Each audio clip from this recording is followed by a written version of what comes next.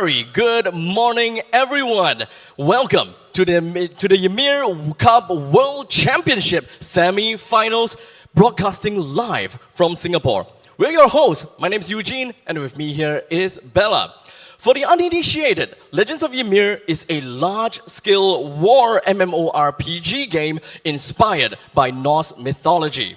At its core are server-based battles, castle sieges, and strategy-driven large-scale competition. That's right. This YMIR Cup is a server versus server competition. 5 different clans of the same server are coming united to form one representative team. Each clan can field up to 50 players, which means that one server team can possibly have up to 250 players. That's a lot of players. And in fact, today's semifinals will feature 3 server representatives. Then they will be entering the battlefield simultaneously. In theory, we could witness up to 600 players in a single battlefield. And for today's semi-final games, it will consist of 2 matches, with match number 1 consisting, and of course, with Asia 1 versus Asia 3 versus South America. While on the other side, match number 2 will consist of 3 servers, Asia 2, Asia 4, and NAEU, battling out against one another. The winner of each match will then advance to the finals, and that will be taking place tomorrow. Yeah, and the final champion server will go on to face the Korean server representative team in our legend match. Now, of course, when it comes down to the rest of the fights itself, I believe that we also have alliances between these 2 teams? Yeah, that's right. As I mentioned, each server is formed by an alliance of 5 clans, and among them, the top 3 clan masters or their designated representatives are here in Singapore with us, playing live on site. Well, in the meantime, the other 2 clan masters and all of the clan members, they are connected online in their respective regions, and they will be fighting together in real time. What we are going to be witnessing today is a massive live war where on-site and global online forces are connected simultaneously. And also, don't forget, Twitch drops are live right now. By watching the official Legend of YMIR Twitch channel, you can accumulate watch time and earn your rewards. The rewards are available at 1 hour, 2 hours, 3 hours, and 5 hours of accumulated watch time. The 5-hour rewards includes a rare grade mount, Ground Sinosk. Yeah, in addition, surprise coupon codes will be received during today's live broadcast. Don't miss your chance to receive growth materials or summon tickets. And speaking of which, we are about to reveal our first coupon code right now. Enter the code shown at the bottom of your screen to claim your YMIR Cup World Championship rewards. And as for our players in Korea, please note that you must add KR to the end of the coupon to successfully redeem your rewards. Don't forget. Be sure to keep that in mind. And let's not forget, the YMIR Cup World Championship Finals is, of course, powered by Razer Gold. Yeah, and right now on Razer Gold's social media, there is a prediction event that is going on. Predict the winning server for a chance to win up to 100,000 Razer Silver and 10,000 YMIR points. And of course, when it comes down to YMIR points, you can always top up with your Razer Gold wallet. And you'll be able to enjoy 10% cashback promotion. And right now, if you're joining us here at the Razer booth on site, sign up for a Razer Gold ID to receive your exclusive Razer swag and a Legend of YMIR in-game item code. Now, let's hear directly from about the meaning of today's World Championship. Please, of course, welcome the opening message from the PD Seok-hoon, the producer leading of Legend of YMIR. Let's watch the video together.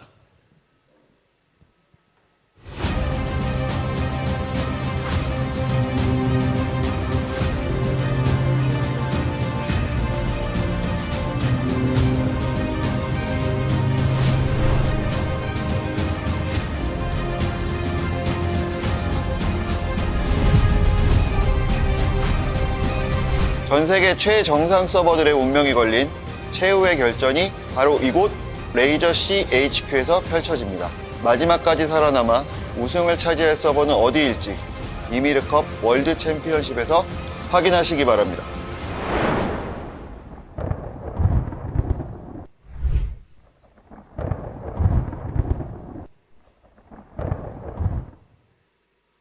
Well, through PD Sakun's message, we were really able to understand the meaning and the message of this championship.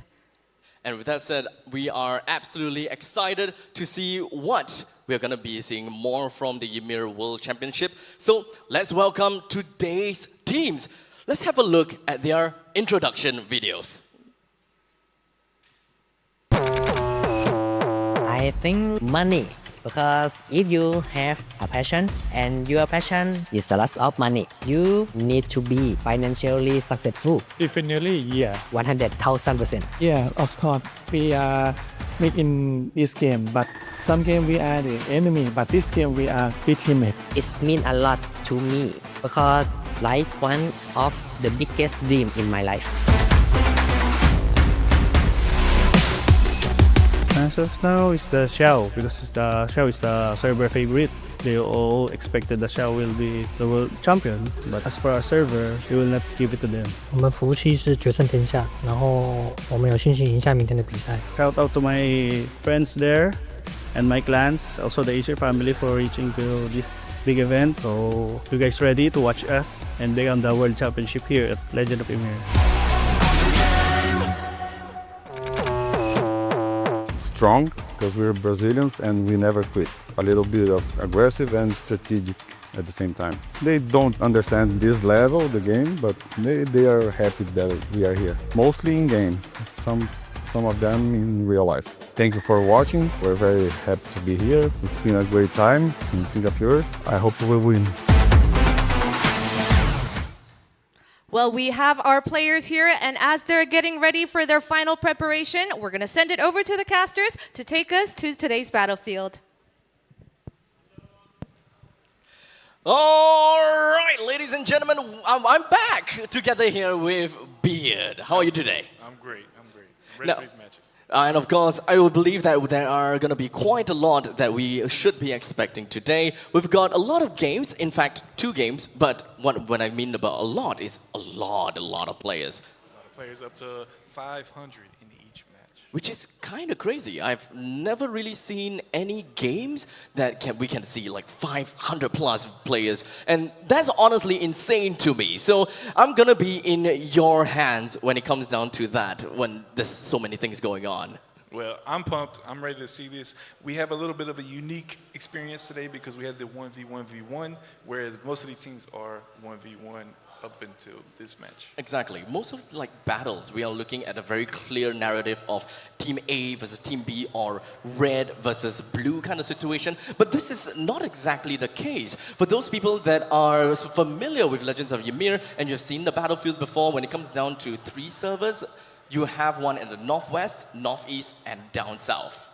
Yeah, so it's a lot more dynamic when you have those 3 teams on the map. You don't know what's going to happen. And we don't know if anyone really coordinated before the match. Exactly. Maybe there's a little bit of a surprise alliance somewhere. Oh, right. That can happen. Yeah. And at that point in time, when an alliance kind of politicking actually happens, they can, of course, take out a team or rather a server that they find to be a #1 issue first. That's right. That's kind of genius. Yeah. And kind of scary at the same time. Yeah. Oh, damn.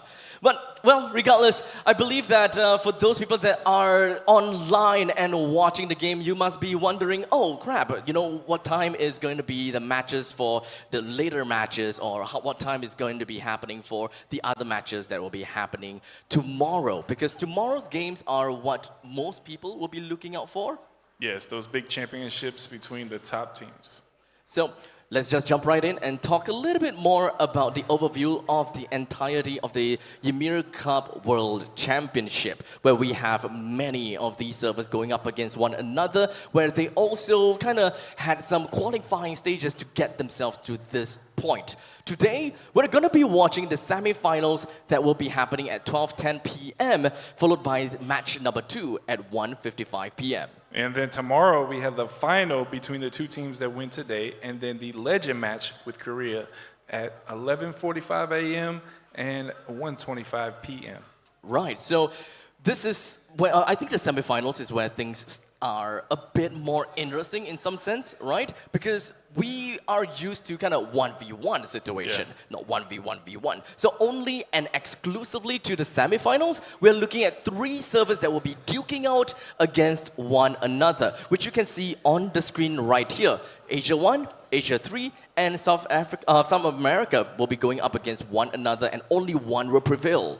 And same thing with Asia 2, Asia 4, and NAEU. Again, we'll see which one comes out on top. And finally, once we have the 2 winners, they will then move on to tomorrow's games where it becomes that 1v1 situation, right? Well, in the Legends game, which you guys have probably heard us talking about that before, that is that one champion winner, one champion server, will then go up against the Korea team for that Legends match. Right, and I think that's what everyone is anticipating. We want to see how the differences are between global and Korea and those different play styles as well. For most of the games that I've played, even when it comes down to MMORPGs, the Korean players are always, they always seem like they're always one step ahead of us. It's kind of scary. So to be honest, it's no surprise that they are kind of the raid boss of YMIR Cup. Yeah, and we'll just have to wait and see what happens. They do have a little bit of balancing, so I think it's going to come down to a lot more to strategy in that one. All right, so I believe that we also do have some prizes, because what's YMIR Cup without stakes, am I right? Right. So let's talk a little bit more about the prizes that these servers will be able to get for themselves. Why don't you run it down for the 3rd to 6th place? Yeah, so for the 4 teams, 4 servers, we're going to have a total of 5.3 million YMIR points. And if you don't understand what that is, that's basically the equivalent of cash to spend in-game. So a lot of rewards going out there. Then we have a clan cup, and people that got here were able to get a cup already. This cup is going to be a little bit more powerful. And then we get into the legend matches, and we have some additional rewards here. Indeed. It does seem like for the Legend match itself, they have a separate prize pool where you can get a total of 1 million diamonds and a Legend Winners Cup, etc. So what exactly... So we talked about the YMIR points, right? But how about diamonds in this case? So again, diamonds are still a very important currency in the game, important for trade, getting materials. So I think that's just as valuable as some of the YMIR points. I see. So no matter what it is, whichever matches that they are going to be on, these stakes are extremely high. And no matter what you see or no matter what you say, you want to be the one that comes out of it and win it all. That's right. So ultimately, ladies and gentlemen, we talked a little bit about the prize pool. You guys have saw just how much YMIR points that they can very potentially get for themselves. But one thing's for sure is that we do have got a couple of, we talked about the server team representative. We can't possibly have 500 players up on the stage. Right. So we do have a couple of representatives that have been chosen, and they are the ones that will, represent their server, represent their clan, and they are going to be the face of the clan. As I believe that we are going to be taking a look at the very first server. The very first server with the 3 different players that will be coming up right in our faces, of course. When it comes down to Asia 1, we have Daddy Kimch, we've got Lazy Joni, as well as Raidens, all of which they are from Thanos X1 clan. And then we have Asia 3. And we have... I believe we also got the South America one. Yeah, South America as well. Yeah, so I understand that when it comes down to each of these servers, with these 3 players is very important. So we talk about the South America one. Let's talk about that. So in South America, we have Medit, Zifu Blood, and Peroja. It seems like all 3 of them are actually from very different teams. Well, for Asia 3, we have Jardine, we've got Chubby Bums, as well as Xiao030, all of which are also from different clans. So it does seem like Asia 1 is a little bit different, where their representatives all come from a single place. But at the same time, those are just the names of the clans. We don't know how coordinated they are. They could be very well in communication. Indeed. So I think that communication is probably one of the most important thing, right? Do you believe that most, if not all of these players are in a voice chat together just to get these coordination down? Yeah, my experience, I've seen we have so many people playing, then we have basically some lead people who are communicating. And in Discord, if you've used Discord, it's more of a stage presence in this one. So you have audience members, and so generally you have maybe a couple hundred people sitting and listening, and then maybe 5 or 6 people directing where to go. I see. So we're kind of looking at a very, I would say, a generic system, right? Where there are people that are, we need every single one of their cooperation, but we can't have everyone speaking at the same time. That's just going to create chaos, right? That's kind of crazy. Well, we have a couple of maybe lieutenants and some actual commanders that comes in to say, okay, we need certain places or certain teams at certain spots. Is there any form of strategy that we should know of before we go into the game? Yeah, so I think what we want to look out for is the typical strategy with this game mode is to take tower 1, 2, and 3. And once you have tower 1, 2, and 3, the idea is to take down the center tower, the crown will drop, someone grabs the crown and delivers it for the win. Now, those towers also all give massive amounts of points, which could make the difference if someone doesn't get the crown back to the tower. I see. Okay, so in the battlefield itself, is not the crown is not a surefire way to win, right? So you can grab more towers, and even if you don't get the crown, you might still win? Yeah, so the first 3 towers are essentially buffs to your server. Right. And at that point, if the fighting is just too much and no one's able to get that crown and return it, then the win is actually based on the points. It'll show up a draw, and then whoever had the most points, and you get points for towers, you get points for kills, you get points for everything, and the most points will win. How often would that be, where after 1 hour, no one gets the crown? Honestly, once we started getting into these finals, it became a lot more prominent because you had the strongest servers going against each other for those matches, and that's where you saw a few matches actually never ended with the crown and ultimately had to be by points.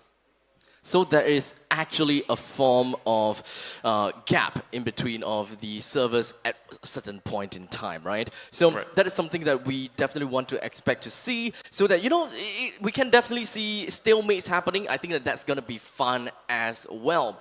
But speaking of fun, you guys have pretty much heard that we do have drops that are enabled, and we do have accumulated rewards at hour 1, hour 2, hour 3, and hour 5 of accumulated watch time. Here on Twitch, in fact, I see that there is a lot of people that's just asking for the drop right now. So make sure you guys keep on watching the show, keep on watching it all the way through, and we are definitely going to promise you with some good loot. Yeah, and I'm seeing a lot of people in here to support the different teams. I've seen Kings mentioned quite a bit, and I think everyone's just out here excited to see how this match goes. Honestly, I just really want to know where everyone is from, right? Because we have a lot of viewers that's right here on Twitch. Bearden and I, both of us, we can see your chat. So make full use of the chat. Let us know which server you guys are rooting for, or perhaps which server you are from. We'll kind of take a look at where everyone is from and how much encouragement, how much support we're looking from each of these servers. Yeah, that's right. Now, I believe that we do have quite some time before the game eventually happens. Because remember, at the starting part of the scene, starting part of the overview, we did talk about the fact that we will start the game at 12:55, I think so.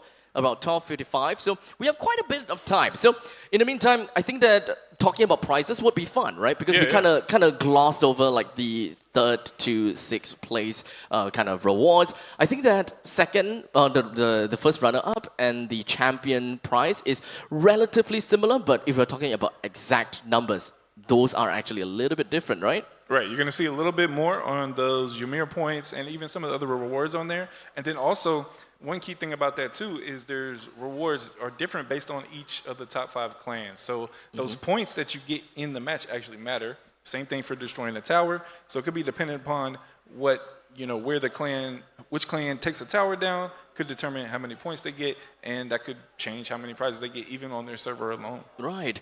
I believe that you mentioned before there was some form of rules involved in the game whereby I will say a clan cannot get the same turret or the same tower or something? Okay, you cannot get more than one tower? Yeah, so in the game, once you claim a tower, that clan cannot cannot get another tower, or it will drop their first tower, which then gives the enemy a chance to just come in and grab it.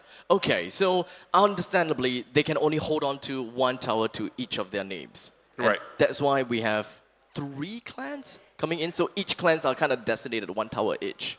Yeah, so we have 3 clans here with us, but we're actually going to have 5 clans on each server participating. Right, yes. So understandably, I think, okay, so would it make sense for the top 3 clans to hold on to the 3 towers then? Yeah, as long as it's all about coordination, and you need to communicate who's going to take what. And so there's 2 key pieces to the towers.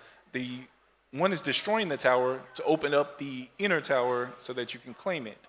And it takes 10 seconds to claim a tower, and that's where you see a secondary battle happen. Because it's in an enclosed area, you will see people jumping over the wall and trying to hit that player to stop them from claiming that tower.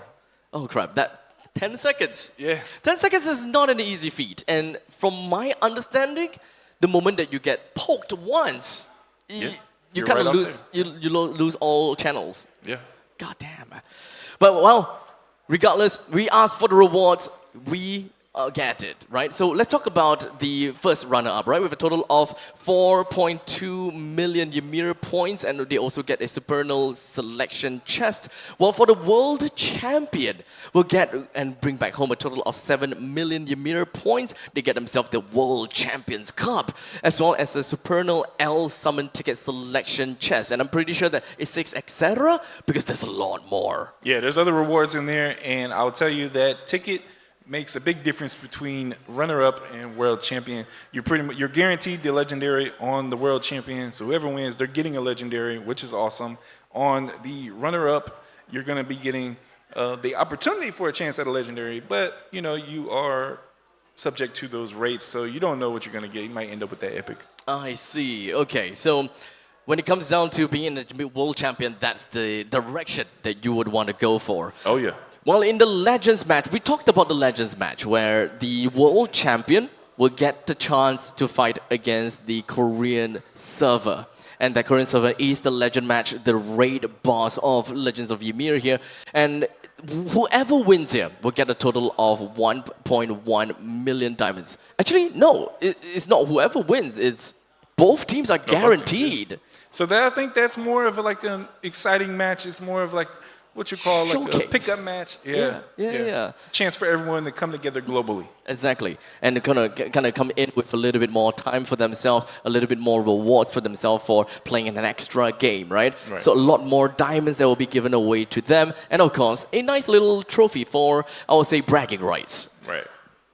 So understandably, it is currently 11:51. We still got roughly about 10 plus minutes, 14 minutes, right? 15 minutes, yeah. 15 minutes before we jump right into the game, because we gotta have to start the game exactly on the dot at 12:55. So bear with us a little bit. You're gonna be listening to our voices a lot more for the next hour or so. We'll bring you exciting gameplay. We'll tell you guys and break down exactly what happens in the game, and we'll bring you guys through play by play as well as moments by moments for the entirety of the 1 hour.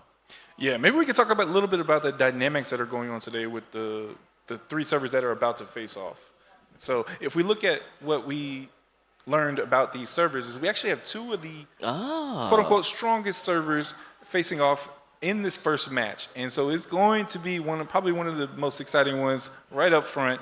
We have the Kings are looking to face off against Lorne, and we have the Thailand team as well as the Philippines team, Malaysia. Quite a mix on these. These are, Asia servers. They comprise of multiple nationalities, multiple countries. So, but those 2 servers, I think, are really ready to duke it out because I think they have something to prove to each other. So I believe that one of the few players that I remember very well is probably like Lazy Joni as well as Daddy Kim. They're all from Thanos 1. They all come in from the same place, and they are actually from Thailand as well. So one thing that I always like to kind of understand is what are their greater strength. And some of these players mention friendship and the fact that they play a lot of strategy and perhaps even collaboration and communication all together. Right. And I think that the funny thing there, when the interviews you heard that, money comes into play sometimes. And so we all know you put that little bit of money in, you're going to be a little bit stronger. And I think that's what Thanos is ready to show today with their clans. And we're going to see how they match up against Kings. And then SA, South America, that have an interesting story as well, because we can see here the Murderers clan started on SA006 when the game first started, and they actually offered server transfers. So they had the opportunity to move, and they decided, hey, we're strong, we want to be more competitive, and they moved on over to Ragnarok, and that's why they progressed to the World Cup, and here they are today. I see. Now, okay, so from the videos that we have seen a couple back, is that we do have some of these players. In fact, from the South America side, okay, so for Asia 1 and Asia 3, we have like 3 players, right? 3 representative. But for the side of South America, unfortunately, we only had 2 of the representatives. We have all of South America. It's NA. When we get into that second match, we only got 2 from NA. Two from NA. Right. So it was the NAEU one that we have 2. Understand? The both of them look really, really buddy as well. Yeah. It's a good time.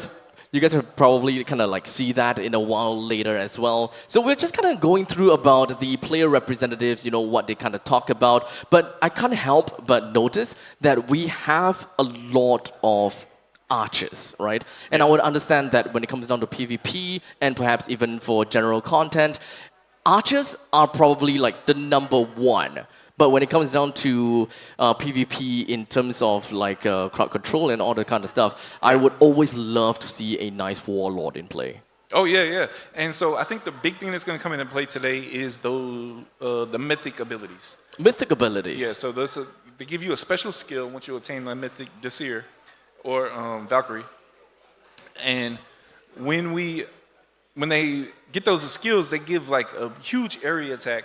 You have some that are more like debuffing crowd control, you have heal, and then you have DPS. The Archer definitely has a lot of DPS. Scald is going to have a heal, and with theirs, they can revive people on the battlefield, which could change the tide. If you have a bunch of people down, and boom, they do the revive, and all of a sudden, you're changing the tide of what's going on. I see that, of course, when it comes down to, hopping onto Google or anything that when you're kind of looking up for ideas or how Scald is like, most places actually undervalue Scald a lot. Why is that so? I think it's just a problem because a lot of people want to jump in the game and just have high attack, do this damage.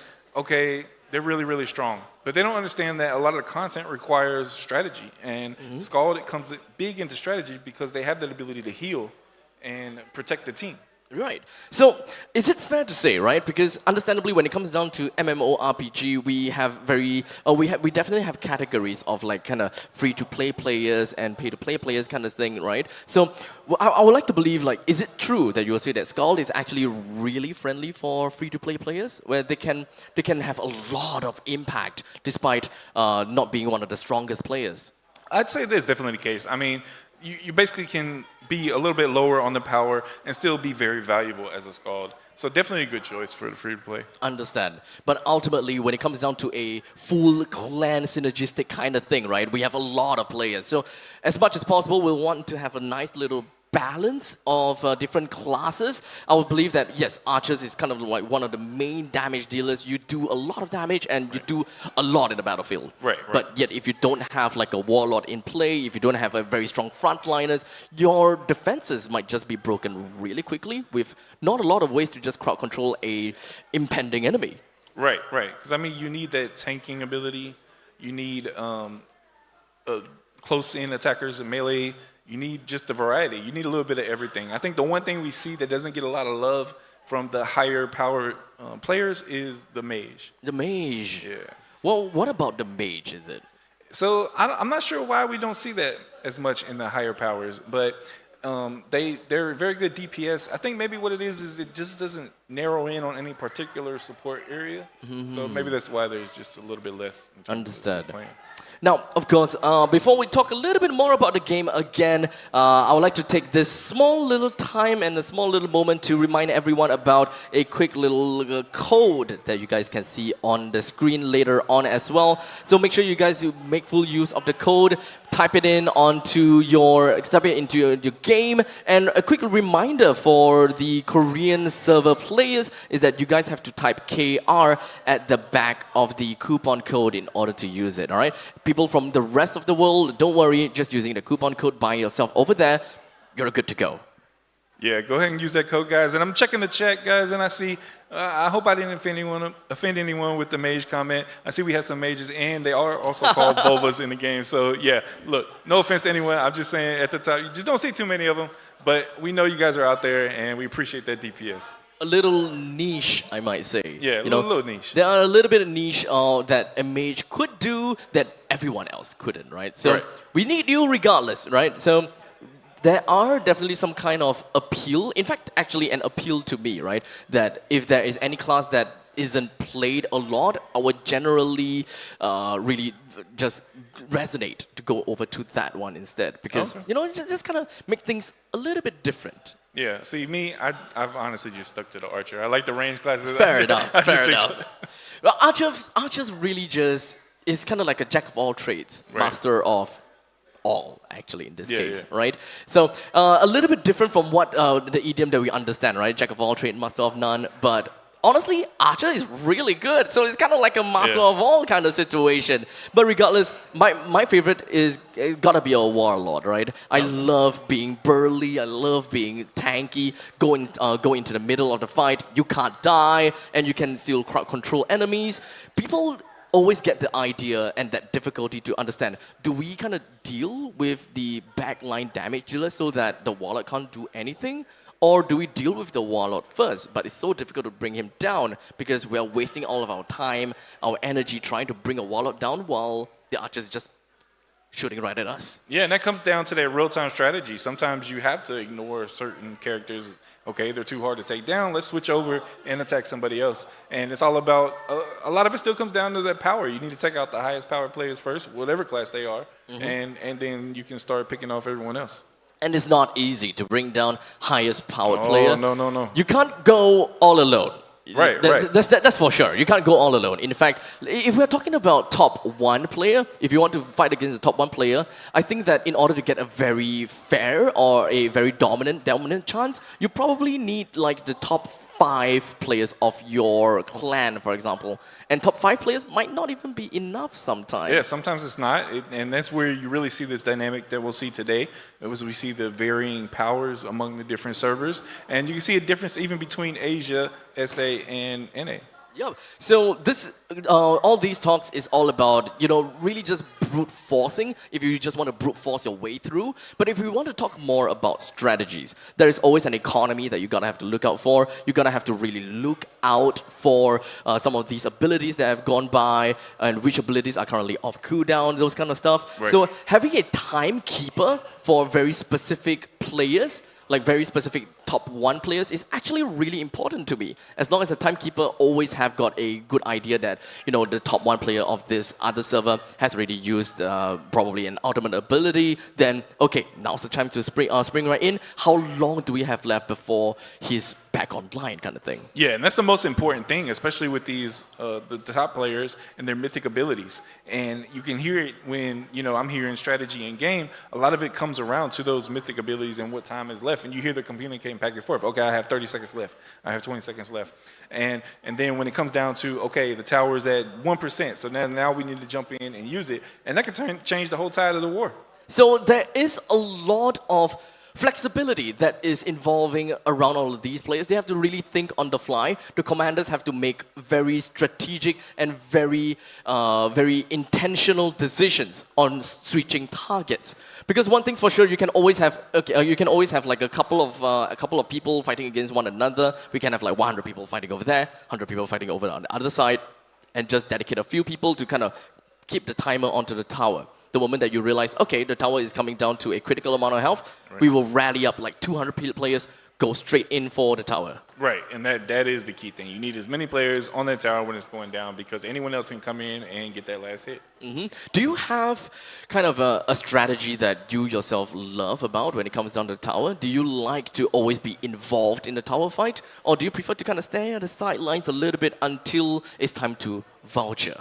So for me personally, I've done a little bit of variety. I mean, I think sometimes it's fun to just jump in the crowd, work on taking the tower out, help, secure the tower. And it kind of depends on what the competition is during that war. And then sometimes it's also fun to just take a little party, run around, just make sure you're checking the outskirts and keeping everything clear. Understand. So I believe that when it comes down to each individual roles of these players, they have to really be identified to get themselves in a really good spot. Because ultimately, right, everyone can just be going around saying, oh, top player, top growth power is going to win and all. I highly doubt that because with so many players in this YMIR Cup, I'm pretty sure that there will be a lot of devastation if there is any specific team or any specific server have really strong coordination. And I've seen before, strong coordinated servers tend to really blow things out of the park. Yeah, I mean, coordination is definitely a huge piece of it. And, I mean, just using those skills at the right time as well. I mean, if you could have some strong people, but they're just going off using their skill whenever they want to without communicating, then you have a bad outcome. And same thing about those high power people. You can have a wider range of strong people, maybe a little bit lower than those top. And if you have enough of those, then you also can take down some of those top players as well. Understand. So, ladies and gentlemen, we have been rambling quite a lot now. So we're going to put your ears at ease for now because we are going to go off for a really short break. And once we are back, we will shortly bring you into the game and into the battlefield. We're going to go for a while. Don't go anywhere too far. We'll be right back with you. Thank you, guys.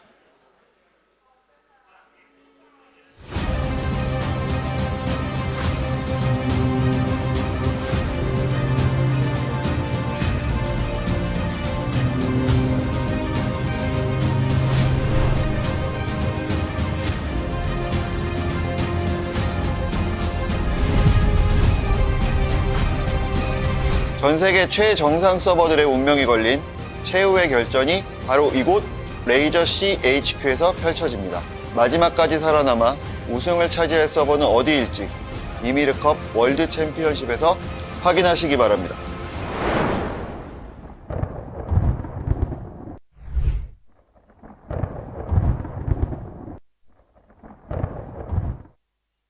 Razer Gold isn't just a top-up. It's where 68,000 plus games meet epic rewards. Your quest begins here. Fight your battles, claim your victories. And with every top-up, earn Razer Silver. Fast, secure, trusted by millions of gamers across 130 plus countries. Top up YMIR points on gold.razer.com now and get 10% instant cash back only until March 8th. Make every battle count.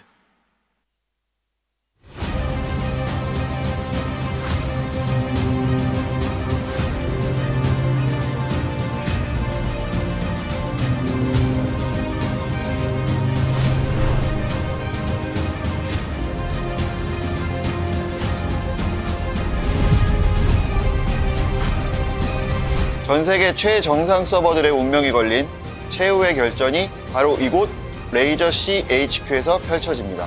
마지막까지 살아남아 우승을 차지할 서버는 어디일지 YMIR 월드 챔피언십에서 확인하시기 바랍니다.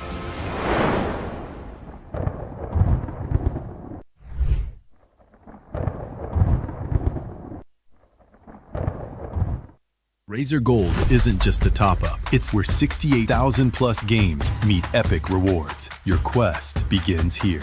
Fight your battles, claim your victories. And with every top-up, earn Razer Silver. Fast, secure, trusted by millions of gamers across 130 plus countries. Top up YMIR points on gold.razer.com now and get 10% instant cash back only until March 8th. Make every battle count.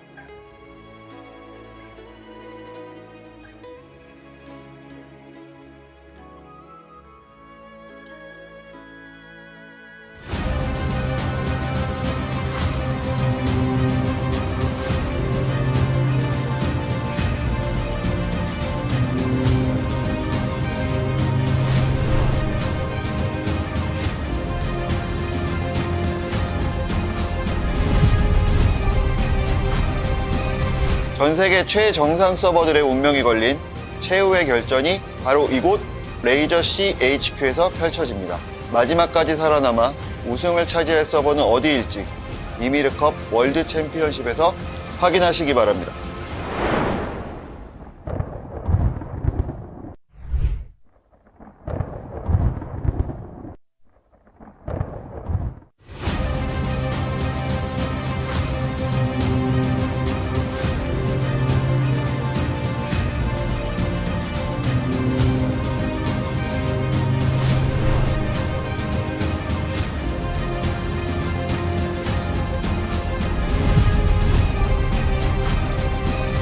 전 세계 최정상 서버들의 운명이 걸린 최후의 결전이 바로 이곳 레이저 CHQ에서 펼쳐집니다. 마지막까지 살아남아 우승을 차지할 서버는 어디일지 YMIR 월드 챔피언십에서 확인하시기 바랍니다.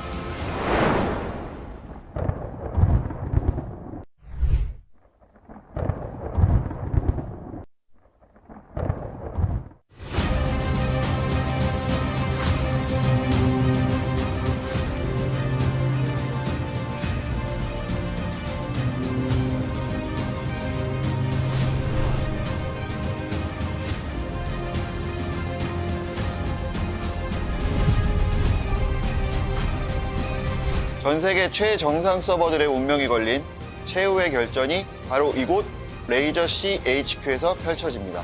마지막까지 살아남아 우승을 차지할 서버는 어디일지 YMIR 월드 챔피언십에서 확인하시기 바랍니다.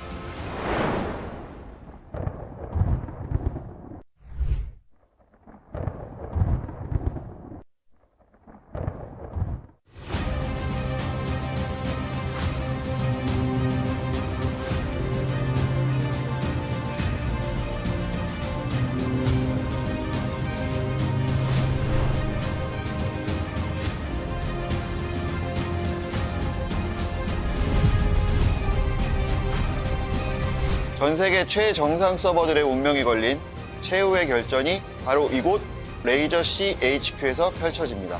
마지막까지 살아남아 우승을 차지할 서버는 어디일지 YMIR 월드 챔피언십에서 확인하시기 바랍니다.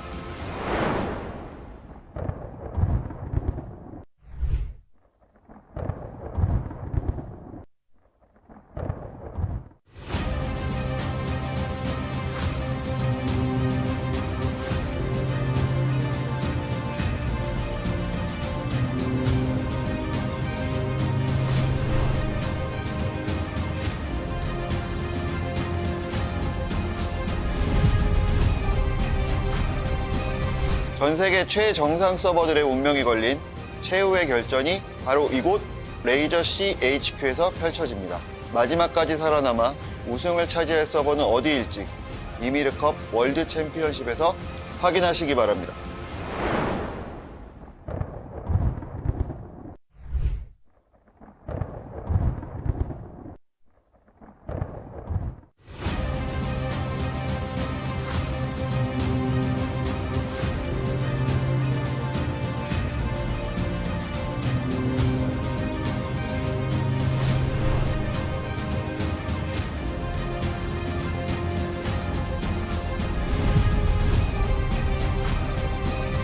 전 세계 최정상 서버들의 운명이 걸린 최후의 결전이 바로 이곳 레이저 CHQ에서 펼쳐집니다.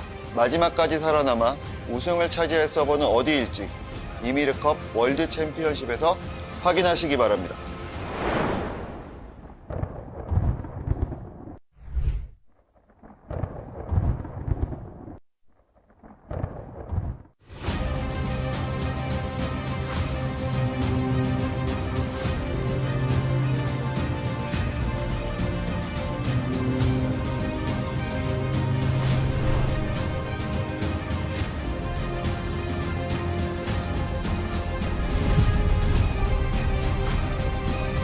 전 세계 최정상 서버들의 운명이 걸린 최후의 결전이 바로 이곳 레이저 CHQ에서 펼쳐집니다. 마지막까지 살아남아 우승을 차지할 서버는 어디일지 YMIR 월드 챔피언십에서 확인하시기 바랍니다.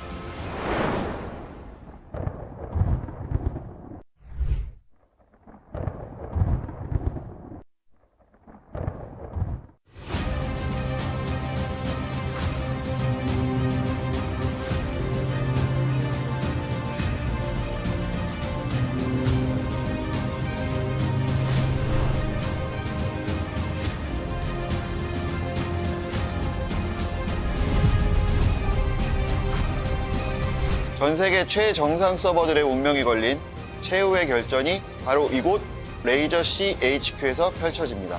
마지막까지 살아남아 우승을 차지할 서버는 어디일지 YMIR 월드 챔피언십에서 확인하시기 바랍니다.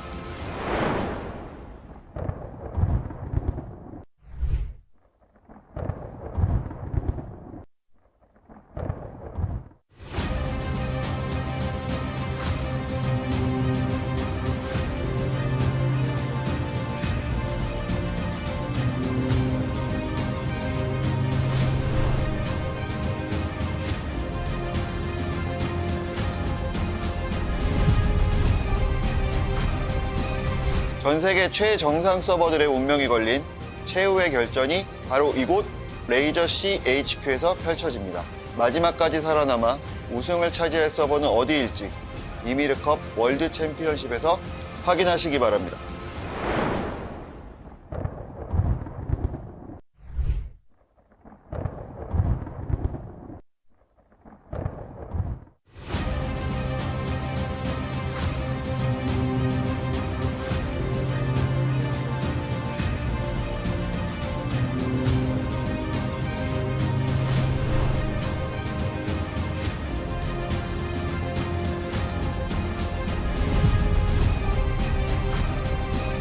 전 세계 최정상 서버들의 운명이 걸린 최후의 결전이 바로 이곳 레이저 CHQ에서 펼쳐집니다. 마지막까지 살아남아 우승을 차지할 서버는 어디일지 YMIR 월드 챔피언십에서 확인하시기 바랍니다.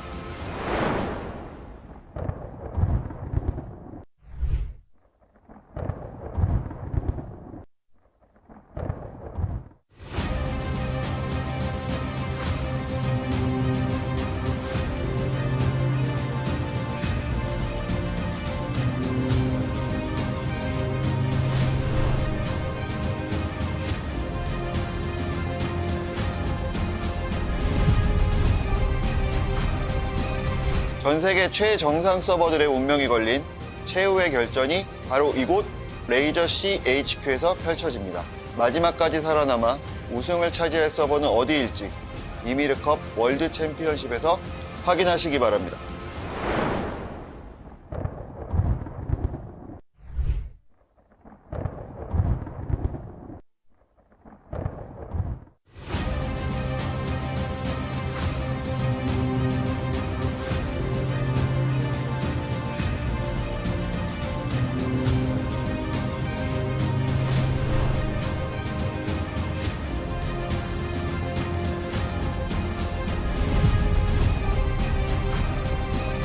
전 세계 최정상 서버들의 운명이 걸린 최후의 결전이 바로 이곳 레이저 CHQ에서 펼쳐집니다.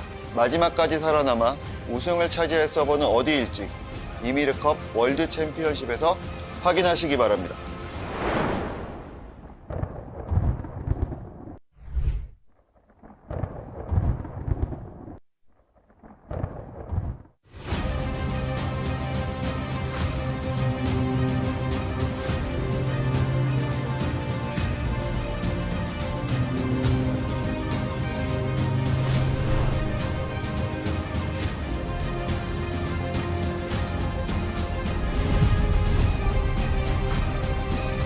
전 세계 최정상 서버들의 운명이 걸린 최후의 결전이 바로 이곳 레이저 CHQ에서 펼쳐집니다. 마지막까지 살아남아 우승을 차지할 서버는 어디일지 YMIR 월드 챔피언십에서 확인하시기 바랍니다.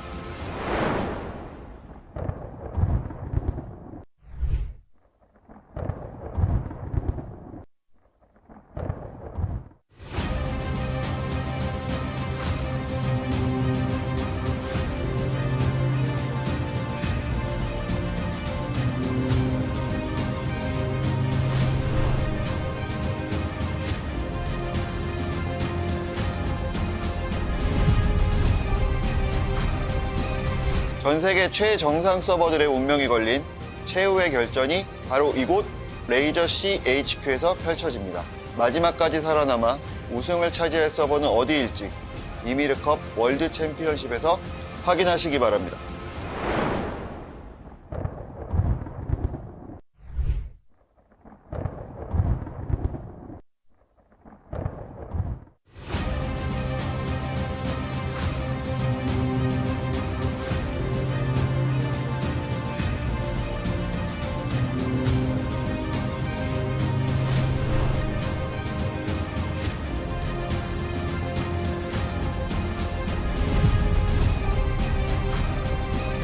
전 세계 최정상 서버들의 운명이 걸린 최후의 결전이 바로 이곳 레이저 CHQ에서 펼쳐집니다.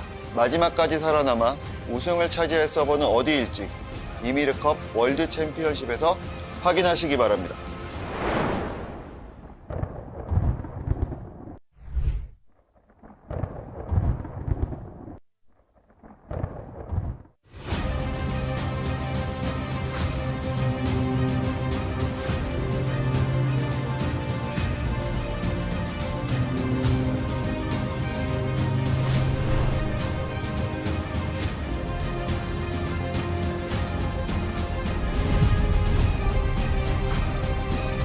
전 세계 최정상 서버들의 운명이 걸린 최후의 결전이 바로 이곳 레이저 CHQ에서 펼쳐집니다.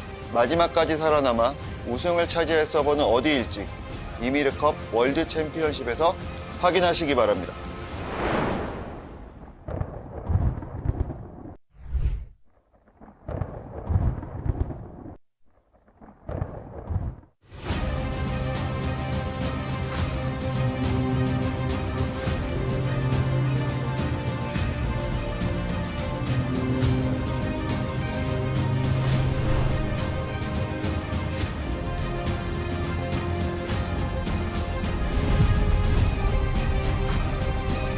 전 세계 최정상 서버들의 운명이 걸린 최후의 결전이 바로 이곳 레이저 CHQ에서 펼쳐집니다.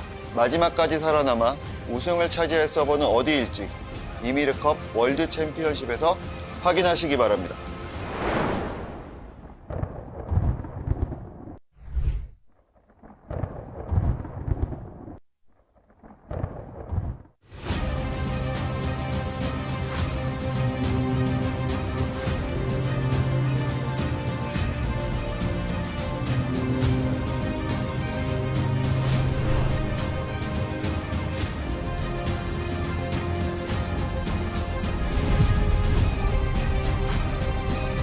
전 세계 최정상 서버들의 운명이 걸린 최후의 결전이 바로 이곳 레이저 CHQ에서 펼쳐집니다.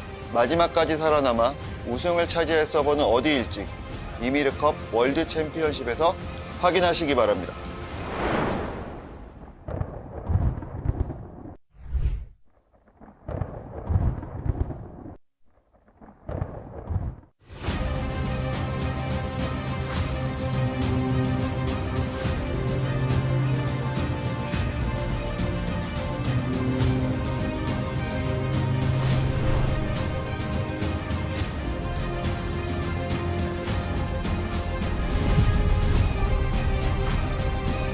전 세계 최정상 서버들의 운명이 걸린 최후의 결전이 바로 이곳 레이저 CHQ에서 펼쳐집니다. 마지막까지 살아남아 우승을 차지할 서버는 어디일지 YMIR 월드 챔피언십에서 확인하시기 바랍니다.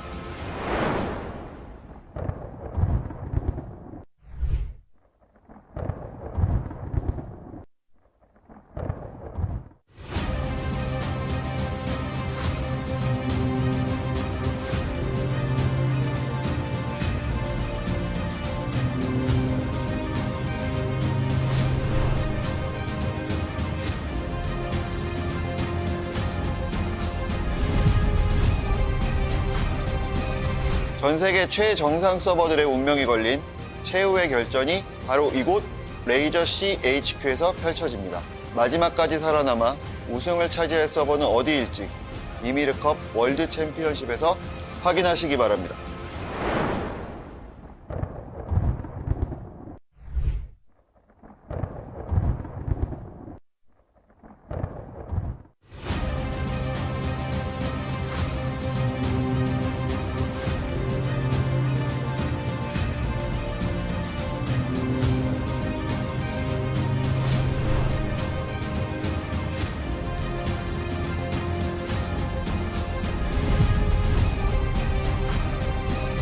전 세계 최정상 서버들의 운명이 걸린 최후의 결전이 바로 이곳 레이저 CHQ에서 펼쳐집니다. 마지막까지 살아남아 우승을 차지할 서버는 어디일지 YMIR 월드 챔피언십에서 확인하시기 바랍니다.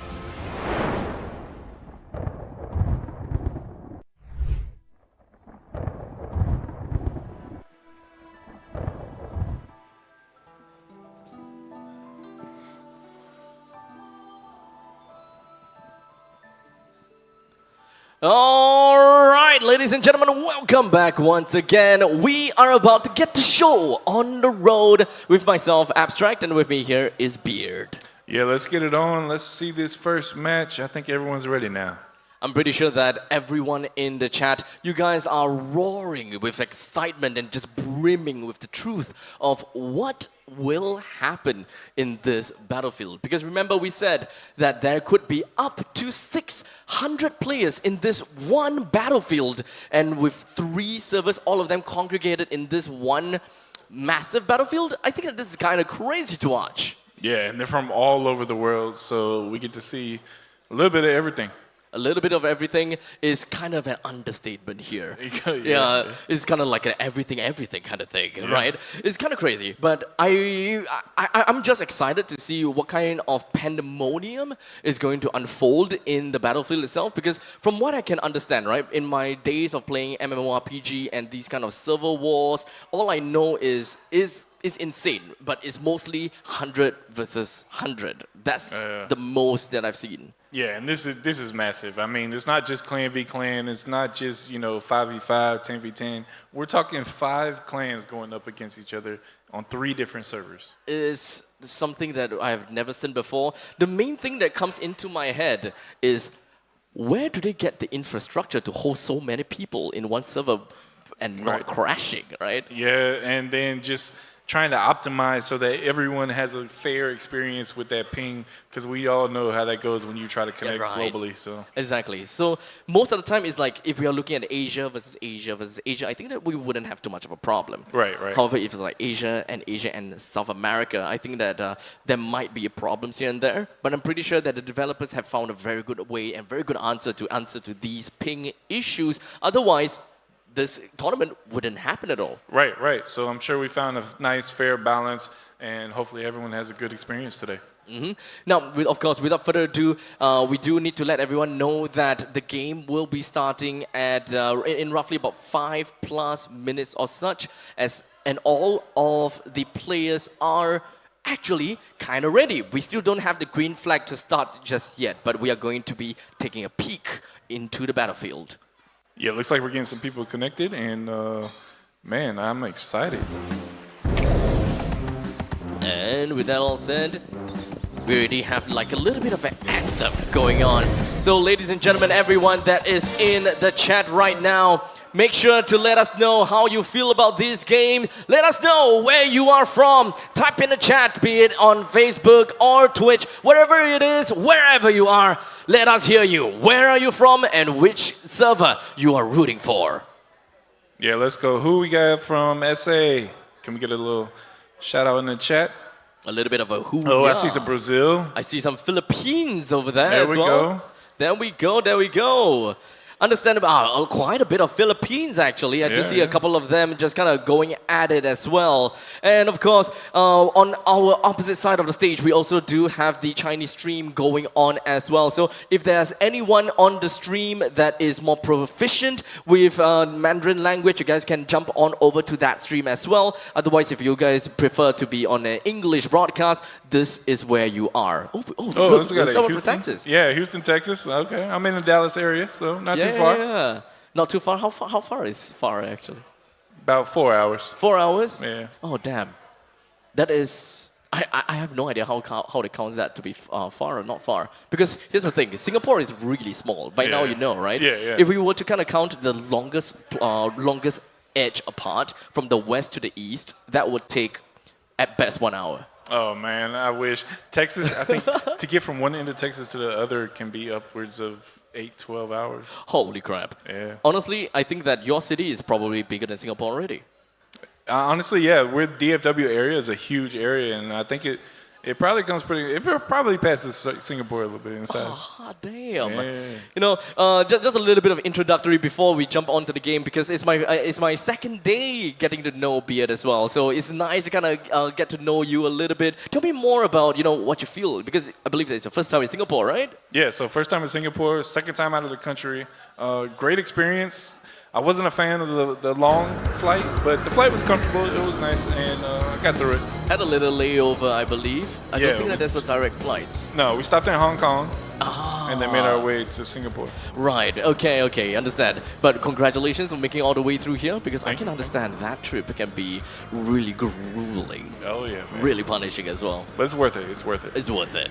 You can enjoy some nice food over here and of course a really clean country. Those people that haven't been to Singapore, I implore you to try coming into Singapore if you love city sights. We have a lot of skyscrapers and all that stuff. And speaking of skyscrapers, the building that we are at right now happens to be the Razer Southeast Asia HQ as well. It's a big building, a matte black building with a little bit of green outlines. This is beautiful. Yeah, this is like the epitome of what Razer is capable of. Yeah. And a little quick self-promotion, guys. I've been taking tons of videos down here. It's absolutely beautiful. And I will be posting some vlogs, so look out for that. Shut up for yourself. How do they find you? So if everyone knows, I'm mainly on YouTube. Also been streaming on Twitch, Beard Energy Gaming. Check me out. And been having a lot of fun. Hey, so make sure you guys drop on the follow to Beard Energy Gaming as his vlogs will come up online. If you guys are interested in the life of a commentator here for the Legend of YMIR, watch on to the VOD, watch under the video, and you'll find out more. And speaking of which, it does seem like we are getting the feed on and we are starting to see some of these players that are ready to rock and roll. As we see, take a look. We have a couple of colors, orange, yellow, and red, as we do have a couple of these players and all of these servers that will be starting out with our first hand on Daddy Kimch right in our face. Yeah, and you can see how they started in the map as well. We actually have two that are kind of close together, and one that's further apart, which is a bit of an advantage for the yellow team. Yeah, they don't have to get into a skirmish or anything. They can actually run straight in onto the tower while everyone is onto their trusty steed, running all the way through right now. Here we go. We got someone going for a first tower. Yep, doesn't seem like they will be having too much of an issue with a couple of these rangers just going to be working their way all the way. Occupied base 8, that is going to be, I believe, the first tower down. I don't know if it's going down yet. Oh, yeah. So there's some smaller towers that you just have to go in and claim. All right, okay. So the tower 1, 2, and 3 are the big ones, and those are the ones that are going to take a little bit of time to get that DPS on them. Understand. So this is where Pandemonium more or less starts. You can see a lot of raining arrows all the way through, right down onto the tower. They really want to bring this tower down as soon as possible. And the map is essentially just bleeding in various different colors as of now, with red mostly on onto the south, onto the northeast, yellow onto the southern side, and orange more towards the to the south. Sorry, to the south, yeah, western for the yellow. Yeah, and so this is an interesting strategy. It almost looks like they're each going to go for a tower, and we'll have to see how that plays out. But orange looks like it's spreading out through a little bit. I'm trying to figure out which one is which. It will take some time for us to kind of coordinate ourselves a little bit, but in terms of points, let's run that down a little bit. It seems like Asia 3 has got the most amount of points for now. Yeah, they're coming out strong with some getting those little small towers. So I would almost lean to think that Asia 3 might be orange right now. So what are the ways that you'll be able to claim some of these points for yourselves and for your server? So you got the little towers all around that you can grab, just straight up PvP, killing each other. That's going to be points. So most of the time it's PvP kills. Yeah, so you got PvP. It's not a huge number of points. You got the towers are key. Those are key. And the little ones you can switch out and back and forth with different teams, so you can kind of rack up some points if you go around and go for those. Oh man, there's just so many things going on at the same time right here, right in our faces is Zuofan that manages to deal with one that's right in his face, but shortly after going down. The tower though it's getting close. Really so this close. tower is going down. We got King. Oh, we got Thanos moving in on them. It's not gonna be easy for him to. We got a few of them so far. Oh, they're scattering apart. Take a look at that. They're just swarming right inside of their bases for a tad a little bit. The tower is getting closer to lower and lower. Yeah. But it does seem like we are going to be expecting the tower to be at a sliver of HP. They would probably want to get a little bit of crowd control going on with quite a lot of AoE controls right onto the tower. So not a lot of people can actually put themselves right underneath the tower to ensure to really make full use of it and play around with it. Okay, and I'm sorry I missed this. You can see the clan names are actually the colors that coordinate to our map there. Okay, so the one that we are looking out for right now is going to be the clash between the yellow and the red as of now. So I would like to believe the yellow is Asia 1 and red is going to be Asia 3. That's right. They're just clashing with one another, and I would believe that this is the northeastern part of the tower, or the northeastern part of the map. Yeah, that looks like where everyone is centered. We got a couple of SA folks scattered in there. But the tower is kind of going down slow now because there's a huge fight there. I see Lazy Joni right there in the middle, just smacking people down left and right. Just right smack in the center, and it doesn't seem like he's having any form of difficulty in terms of losing health at all. That's one of those people you're going to have to focus in and get a lot of people on there. Yeah, so... And if you're not coordinated... Oh, there goes the tower. Oh! I think it was Yulha? I believe that's actually... Wait, that can't be They broke oranges. the tower. No, who broke? It's Asia 3 that broke the tower because they got the biggest points out of there. Yeah, so right now they have a total of 19,000 points. In the meantime, on the opposite side of the map, for the South America one, they have also gotten a tower of their own. They're just skyrocketing in terms of points, and if we are taking under the radar right there. Yeah, the radar is just showing us a lot of that's going on, but what's really on the fight right now, you guys can see that even though after that they have managed to take down the initial tower that's right in the middle, they're going to be fighting right within of the base itself. Yeah, it's so not going to be get in easy. there and claim that. It's going to take 10 seconds for someone to claim that, and they can't get hit while they're trying to claim it. So any form of AoE ability is going to make things tough. As long as you throw a single AoE ability right to the center, everyone just loses out. Oh, you can see the rain of arrows. We got a mythic attack going in right there, the archer mythic. Oh, look at all that destruction. Oh, that's just the explosion that we are definitely looking out for. In the meantime, we are just going to be pushing ourselves to the other parts and the other sides of the map. It does seem as though we are looking at the northwestern part of the map. This tower is still standing up very, very strong, fighting in between of Asia 1 and South America. Yeah, South America is getting in there. Big old Thanos, and we see murders and never lost. Oh, so we got about halfway down on that tower. Still got a ways to go. A little bit of a fight there right now. We're going to see how that plays out. If Thanos is kind of splitting up right now because they're kind of taking on both of the other servers right now. It's tough. But if you look at the points, it's not really working out in their favor. I would hope that something is going to go well for them. Oh, take a look at that. We got South America that is just on the lead with 30,000. as now they are on the process of occupying base number 7. They are going all around. However, Asia 3 is not gonna let them go that quickly as well, because they are just a tad bit behind only. In fact, only by roughly about 400 points behind. Now we have a huge clash coming in right here. We got all 3 servers meeting at this tower. Yeah, look, you can see red and yellow all shifting over. That's gonna mean a little bit of trouble. And this is probably like one of the largest battles I've seen right here. This 1v1v1 is just massive. It's extremely massive. It's kind of scary to see. But so far, is there anything that, in terms of strategy, is there anything? Oh, wow! Oh, we got another ultimate, Archer ultimate. There we go. Look at all those deaths. Oh! And it does seem like we have a little bit of survivors coming out from all of that. Another one. Oh, man! They're going crazy! There's like 50 people just died right there. This is the point in time where they start to realize, okay, we gotta go big or we're gonna go home kind of situation. You got a few people still working on that tower, but the Kings here is just looking to take out massive amounts of people.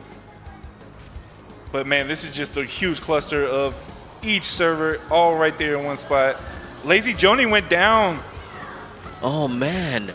At this point in time, Asia 1 is completely thrown off guard, whereby they have their back against the wall. Their side of the circle is actually being completely overwhelmed, as it doesn't seem like they were able to take any one of these turrets. So you can see that for both Asia 3 and South America, they have a very clear idea of how they want to play. They will take down the very first tower and just kind of completely overwhelm that, and then they move on to the next one while they leave some other stragglers to deal with the other two towers in that vicinity. Yeah, and we got a key thing up here. Okay, so Asia 3 just took one of the big towers. South America has one of the big towers. Asia 3 got a huge jump in points from that. And Asia 1 still has no big tower. No big tower at all. This is looking kind of crazy. We looking like we're a little bit low on strategy here on Asia 1. Yeah, so I think that Asia 1, they are very far behind, although we can't get them out of the game as of yet. There will always be that small little possibility, right? Never know what's going to happen. They can snag the crown later on. Yep, that's exactly right. Lazy Joni's back up over here doing some more damage. It's mostly onto Lazy Johnny right now. Yeah, and so, okay, so over here we still have a 3-way battle going on because we only have one of the towers left. So now they're all going to go for that. And you can see here, even on the map, we have everyone gathering up at that one tower that's free, because this is where the fight's going to be, and this could last a long time. This could. We are looking at a pandemonium of all 3 different servers just coagulating together at this one tiny spot. We definitely see a lot more, I would say, people from the side of South America just hovering around the northwestern part of the map. While in the meantime, Asia 3, their strategy is actually having small little contingents of players where they just overload themselves onto one tower. And in fact, it's not just one that I see. I see them trying to occupy 2 to 3 other tower while the main forces heads over to the bigger battlefield. Yeah, but that could be a little bit to their detriment. We can see they're kind of spread out. They're very spread out. However, the points kind of shows that they ought to be respected, right? They have a total of 80,000 points, and this is way more than double of South America. Yeah, they're jumping up here. And okay, so this is one of those key things. It looks like one of their clan mates took a tower they shouldn't have, and they ended up losing that boss tower. So now there's going to be another fight there. Oh, okay. So this is where things start to get a little bit dicey, right? Because you mentioned, yeah, the clans can't stack on the tower. So you will kind of relinquish control the moment that you actually took one that you shouldn't have. So they're going to go back at it for a fight. I don't think that is going to be that big of a problem for them because they have a lot of points. Yeah, they seem to be dominating right now. Well, Lazy Joni going straight on a 1v1 against one of the members from Asian 3. In fact, it's a 3v1, but this guy, he's surviving for a long time. He's buying a lot of time. That's the king right there. He's running. He's buying a lot of time. Yep. That's for sure. Trying to make all the way back. Okay, he flew away. Is there anything special about that guy by any chance? He's the king of the server, so he's got to be the strongest on there. Right. One of the strongest. So I believe that Lazy Joni, he's the king of the server, right? So they're going to, I don't know if he's the king or the champion. I can't tell that. The king is the crown, and the king's the crown. Yeah. So he's a king. He's the king. Yeah, and then that's Kings.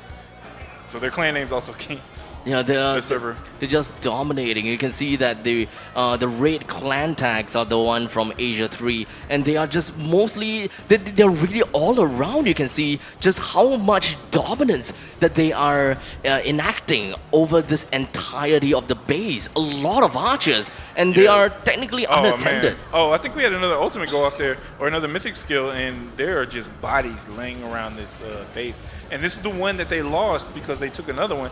So there's this huge fight there now for someone to claim that again. But on the other hand, there is a lot. It is clearly a choke point for Asia 1 right here. They're trying to do something for themselves. They're trying to get this tower, yeah. They focused in now. It looks like they're really... Oh, that took a lot. Yeah, that's the tower attack, man. The tower does attack the players. And if you get caught in that, boom, you're dead. You gotta have to be quick on your toes. Yeah. You gotta evade that. Yeah, so we have two things. We have an evade and then a dodge. And so you have one to help you get out of a sticky situation if you're stunned, and then you have another one to help you avoid damage from an attack. Wait, okay, so I see that we have a lot. Oh, there's that was a big another attack. one. Yeah. There's another one. So as much as we can tell, there's a lot of yellow and orange clan tags over here, right? Yeah, they are battling for this base, the boss base. Oh, someone got it. So they were able to get that 10 seconds down. They got it back. And we have another mythic skill going off. Oh, another archer just destroyed around 20, 30, 40 people. Absolutely demonic right here. As they're going all around and crazy. They are trying to hook up a pandemonium right now, right inside of this base. As much as there's a lot of these players around, that is the point in time where you will want to use your couple of your mythic skills in order to shave down the numbers. Yeah, and I'll be honest with you, even the strong AoEs from these strong characters are going to do a lot of as well and take out a lot of people.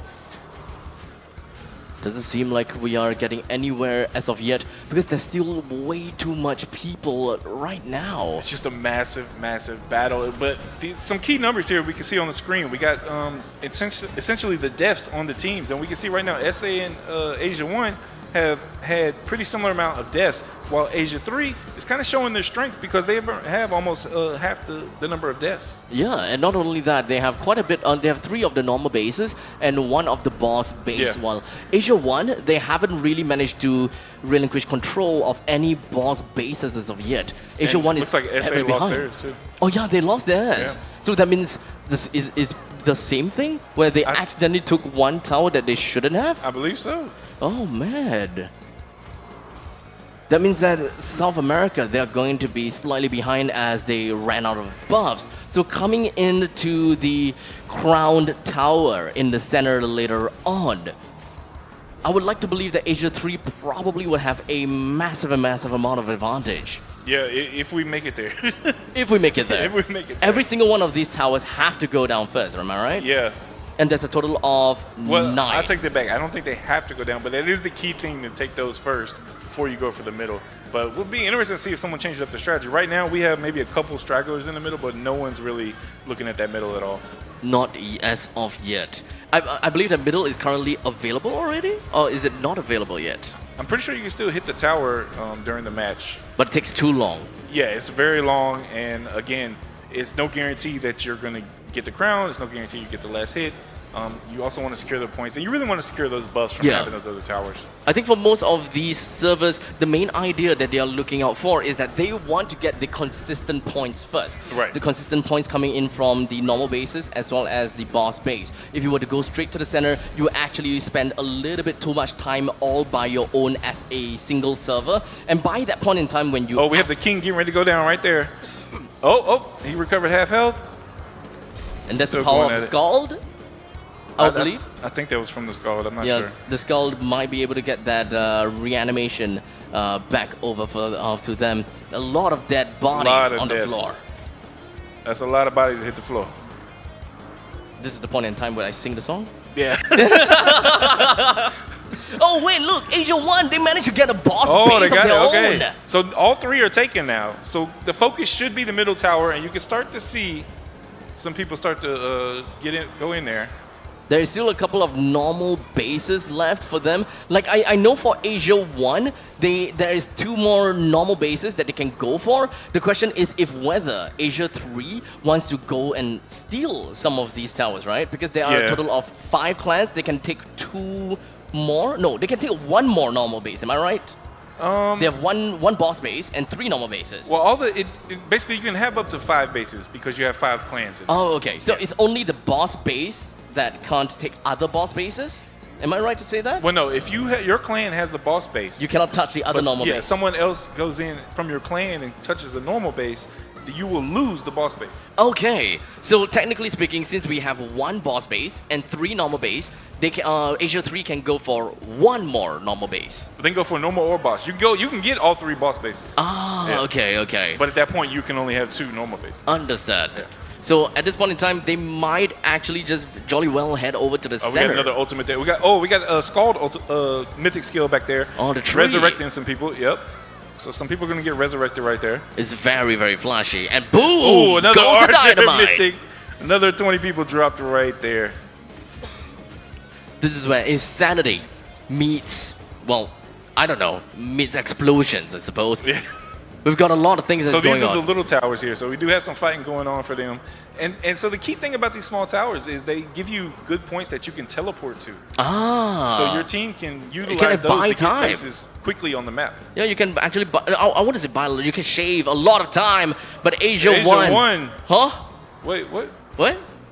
Oh man, okay. I think that's a completely different thing. Technical difficulty. Technical difficulty. Don't worry about that. Not quite there as of 42 yet. minutes left in the match. 42 minutes. If someone doesn't deliver the crown, that's how long we're going. So another ultimate here from Archer, mythic skill. So you mean to say that we have about 40 plus minutes before the possibility of this final tower were to go down? Yes. Okay. So now we have some focus on the middle. We see the Thanos clan.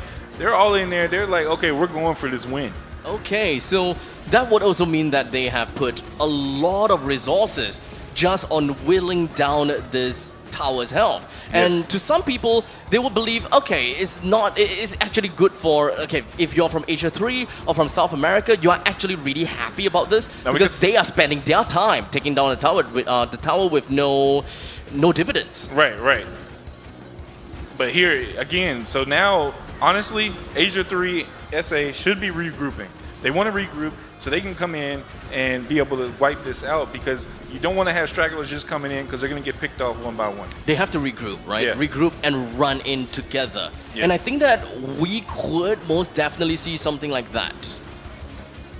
And now we got Lazy Joni running around. He's trying to pick up those people around the outside. And that's normally what you see these stronger characters do. They're going to try to hold people at these different choke points to make sure they don't come in and mess with your people on the tower. Yeah, Lazy Joni can be a one-man army after all. That's right. All he needs to do is just guard a single choke point, and he himself more or less should be able to do a good boat of damage, especially if he's a warlord. So we can see some of these players from, I think, Crow. He is a warlord with a lot of power. Yeah. So now the key thing here is taking that center tower for Asia 1. They're so far down on points. Now they would get a massive amount of points from taking the tower down, so that would be good. But delivering that crown honestly would just, end the match and be the ultimate prize. You really want to win by the crown. It doesn't feel great winning by that draw condition. Yeah, so as much as possible, if they're able to bring down the Tower of Victory, the better it is. The Tower of Victory's health, can't exactly see too much of that at the moment, but we do have an army of archers. Oh, we have some people coming in. Yeah, it's trying just to gonna be disrupt great. this. Here we go. There that we was go. a massive explosion. It seems like the cavalry is here. The Kings are coming in. Asia 3 joins into the battle as they are now going to be swarming in to Asia 1 as they envelop themselves across and around the entirety of the Tower of Victory. All right, now Thanos has to turn around and do some fighting. We got Kings here just taking out groups of people at a time with those AoEs. This one-man army is truly doing a lot. You can see that whoever comes into his crosshairs, he will bring them down instantaneously. Yeah, they're trying to focus him now. Now we got Lazy Joni running in. He's going to try to help. But look, back here, we still have a lot of Kings rolling in from the choke point. It's a massive fight in the middle. Now what I'm seeing is South America seems to be, okay, let's let's regroup a little bit. Yeah, we don't really see a lot of South American team players that is in the center. In fact, a lot of them is actually at the southern part of the Tower of Victory. So I don't think that we'll be expecting to see their presence in the middle anytime soon. No, I think they're going to be a little strategic about it and wait for their time to attack. But that will also mean that they will lose out in some of these kill scores because Asia 3 is coming in to kind of sweep some of these death over to the side of Asia 1. Yeah, Asia 3 is in the best position right now. They're sitting at 102,000 points. Now, when the middle tower goes down, that is going to be a massive amount of points and could change the tide of the point game. And then if someone doesn't deliver the crown, that's going to probably determine it. But here we have Zhao Fan. So this is SA. They're trying to take a nice point so they can teleport to. So they're taking one of the normal bases. Yep. So having the ability to teleport essentially means that they kind of shave off a lot of times in between of the respawn timer. So they don't have to be too afraid of that. But take a look at South America. They lost the one boss base. I think that with that tower they just took, someone took it from the clan that had the boss base. Oh man, that is bad. That's always a problem. Oh, we had a huge a huge mythic skill there. Look at all those dead bodies right there at the middle tower. It's a massive battle going on right now. We got Daddy Kim getting in the mix. We probably might be able to get a little bit more. This king is having. This is a king, right? Yeah, this is a king. This is king of the server. Yeah, he's not having any problems against the members from Thanos at this point in time. Quite a lot of crowd control, as you can see. Yeah, the crowd control will hurt you. Yeah, so this is what you can expect. So much crowd control. There we go. His whole health can't do anything. slowly going down, and they bring down Wade. No, you got the recovery. Almost. All right, he's trying to get away, regroup a little bit there. So he's gonna run back. They're still chasing him down though. They're trying to lock him down. Okay, they got him. They might get him this time. They might be. And there and will he the skull goes. come in? No. Okay. That's the power of teamwork. Yeah, that we want to see coming from the side of Asia 1. They may be behind, but they will find a way to deal with the king. This is all yellow middle. Back to Asia 1, just DPS in that middle tower. The Tower of Victory at this point in time is still unknown as to how much health is left on that tower. But this is definitely gonna be probably half. A lot of time has passed so far. I would like to believe they have shaved off maybe half of the health already. It is a lot longer than the other towers though. So it could be a half. It would be really nice to know. I'm not exactly sure just how much power Asia 1 have collectively as a server. So collectively, they are pretty similar to Asia 3. I think they have a little bit more on higher end in terms of the higher end power. Oh, okay. It's a bit more top heavy. Yeah, very more top heavy, and definitely a big competition between those. But we got another ultimate here coming in. Mythic skill, there we go, exploded about 20-30 people. It's so funny to watch so many people drop at one time. Yeah, they just had no fight in them at all. The moment that these mythic skills just land over to the battlefield. And so now we're just looking at the skull right here, just doing whatever that he or she could in order to be part of the battlefield. Now that's a key battle because, so this is the Tower Victory Tower is going to attack, and we drop maybe almost 30% of the people there. Yep. That vacuum just ensures that it's very difficult for them to run away. We got a resurrection here happening from a Scald. Tower. So this is the tower that SA lost, the boss one, where they messed up, and so now they have to fight to try to get it back. Understand, but they actually don't have a lot of time remaining because the Tower of Victory is now down to 23% health. Do we have it? Okay, nice. Yeah, it's currently down to 23. Oh, okay. Yes, I didn't see it down there at the bottom. Yeah, it's a tiny little UI that will show us a little bit. 20%. It's 20% now. 20%, and we have Asia 3 and SA 2 focused on this other tower. And look, Asia 1 just has free reign over Tower of Victory. Time is running out. It looks like Kings are trying to gather up and make a move here. Yep, I think that Asia 3 and South America, they would want to sweep in for the kill very soon. The vouchering might begin, as you can see. Asia 3 took the second boss tower, so they have 2 now. They have 2, so they managed to kind of snag that off of South America. Yep. Capitalizing on the mistakes that they made. However, that will also mean that they lose a couple of their normal bases. It's not that big of a problem because honestly, if you're talking about value, boss base value has got way higher. Much better. We're down to 15%. All right, so we got a fight here. Lazy Joni is going down. Oh, Kings rolled in and took them out. Took him and Daddy Kim out. that's not good for Asia 1. They lost their king. I don't think that they are in a position for any form of teleport. The downtime between the respawn and going right into the Tower of Victory is going to be a little bit too long as such. This time, we might be able to see Asia 3 or South America start to take control of this fight. Yeah, we have 12. We're down to 12.9% on the Tower of Victory. There's still people hitting it.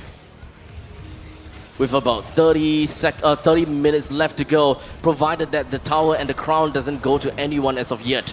It's 12% on the Tower of Victory. We still see a lot of Asia 1 members still hammering it down onto this Tower of Victory. Yeah, I'm thinking this might be the first time I see some action on that crown. This should be interesting. But if whether it's going down to the hands of Asia 1 or not is the main question. I'm not too sure if whether Lazy Joni is already back in the mix. Oh, Lazy Joni, yeah, he's right over here. Okay. Looking at like he's having a little bit of trouble right now. A little bit of side quest, actually. Yeah. But we got him teamed up with Hazel and Daddy Kim, and now they went down. They got that ultimate, or Daddy Kim's down to the mythic skill from the archer. Just a little bit more. As now the Tower of Victory, I think, is going down all-time low, 8%. It's getting down there. Now, who do we have focused in on there? Oh, what happened to our map? Our map is gone for now, but at least one thing's for sure, we still have a lot of yellows that is right on the Tower of Victory. Yeah. On the outskirts, though, is a little bit different. Yeah, we got pretty much everyone moving into the middle. Asia 1 is still surrounding the tower. They still have quite a few people there. The we mythic. got some people dropping. I see some Kings moving in. Asia 3 definitely moving in there. But still, most of the focus on that tower is from Asia 1. Yep. They are holding their ground. And it's not going Lazy to Joni be coming easy. back into the battle. 4% now on the Tower of Victory. Look like Asia someone 1. took a break right there and they got caught off guard. Yeah. Asia 1, they're still dominating onto the Tower of Victory. Would it be enough, though, if 3%. Asia 1 were to get it? 2%. With just a tad little bit more to Everyone's got go. to run in here. This is what's going to happen. Let's see who's going to take it down. One. As now, Below the Tower of 1%. Victory. Currently, Tower of Victory down to less than 0.5%. 1% with 0.5, 4, 3, 2, 1. The Tower of Victory will Is go down, over to the hands and that's- of South America. South America swooped in, took that tower. Now it's a battle for the crown. It's currently down to the crown. South America, they come in, swooped in for the kill. Hazel grabbed the crown. From South America as well. No, I think that's from Thanos. Yeah. It's from Thanos? Yeah, Thanos, Asia 1. They No have way. the crown in position. Yep, look. I see it. 99% So of anyways, we him. have an archer carrying the tower. Oh no. Wait, is that That's bad? not normally what we do. He's walking really slow. Yes, when you have the crown, you walk really slow. I don't think that you'll be able to defend this. He can I do don't for a know. little bit He's of got skid full health. slides. They're guarding him. They're guarding him a lot. Yeah, they're holding him back. But Lazy I don't- Joni's going down. He's not going to be able to help. I don't think that they have a lot of pawns to kind of sacrifice for this. Oh, Hazel. Okay, so we can see Hazel's health up here. Yeah, he's still He's holding very strong, healthy. holding strong. Extremely healthy. 91,000. Now he's got to get that crown to, I'm not sure which tower. It's hard. Oh, I think it's Tower 3? No, yeah, Tower 3. They got to get it to Tower 3. You gotta get it to Tower 3. Where exactly is Tower 3? I think it's Tower 3. I don't know if they're actually showing us which one. But well, we'll find out. But he's heading north right now. Uh-oh. What's the best way to stop the crown bearer? Just You kill gotta him? Kill. Just gotta kill him? You gotta stop him. Oh man. That's but how you get him to drop that crown. it doesn't seem like his health is going down at all. Is he having any form of defensive buff that is helping him? I don't think so. He might have some scalds out helping him, but he's also just purely strong. That power. You got to get enough people on him. Yeah, not only that, he Okay, has look, high defenses. he's dropping a little bit now. He's down. He got down to 94%. That's a little bit more than we've seen. Oh, he got hit by the mythic skill. But he's still fine. But he's still going. Do you get any form of buff the moment that you have the crown? I don't believe so. You actually get debuffed because you're moving slow. Yeah. So the only debuff is that you move slow, and it's all up to the players from the other servers to bring you down. That's right. So they can pick up the crown and try to deliver it themselves. There's already a lot of casualties right by this choke point. Yeah, this choke point is big right now. Doesn't seem like Hazel is having a lot of problems though. He's No. still extremely healthy.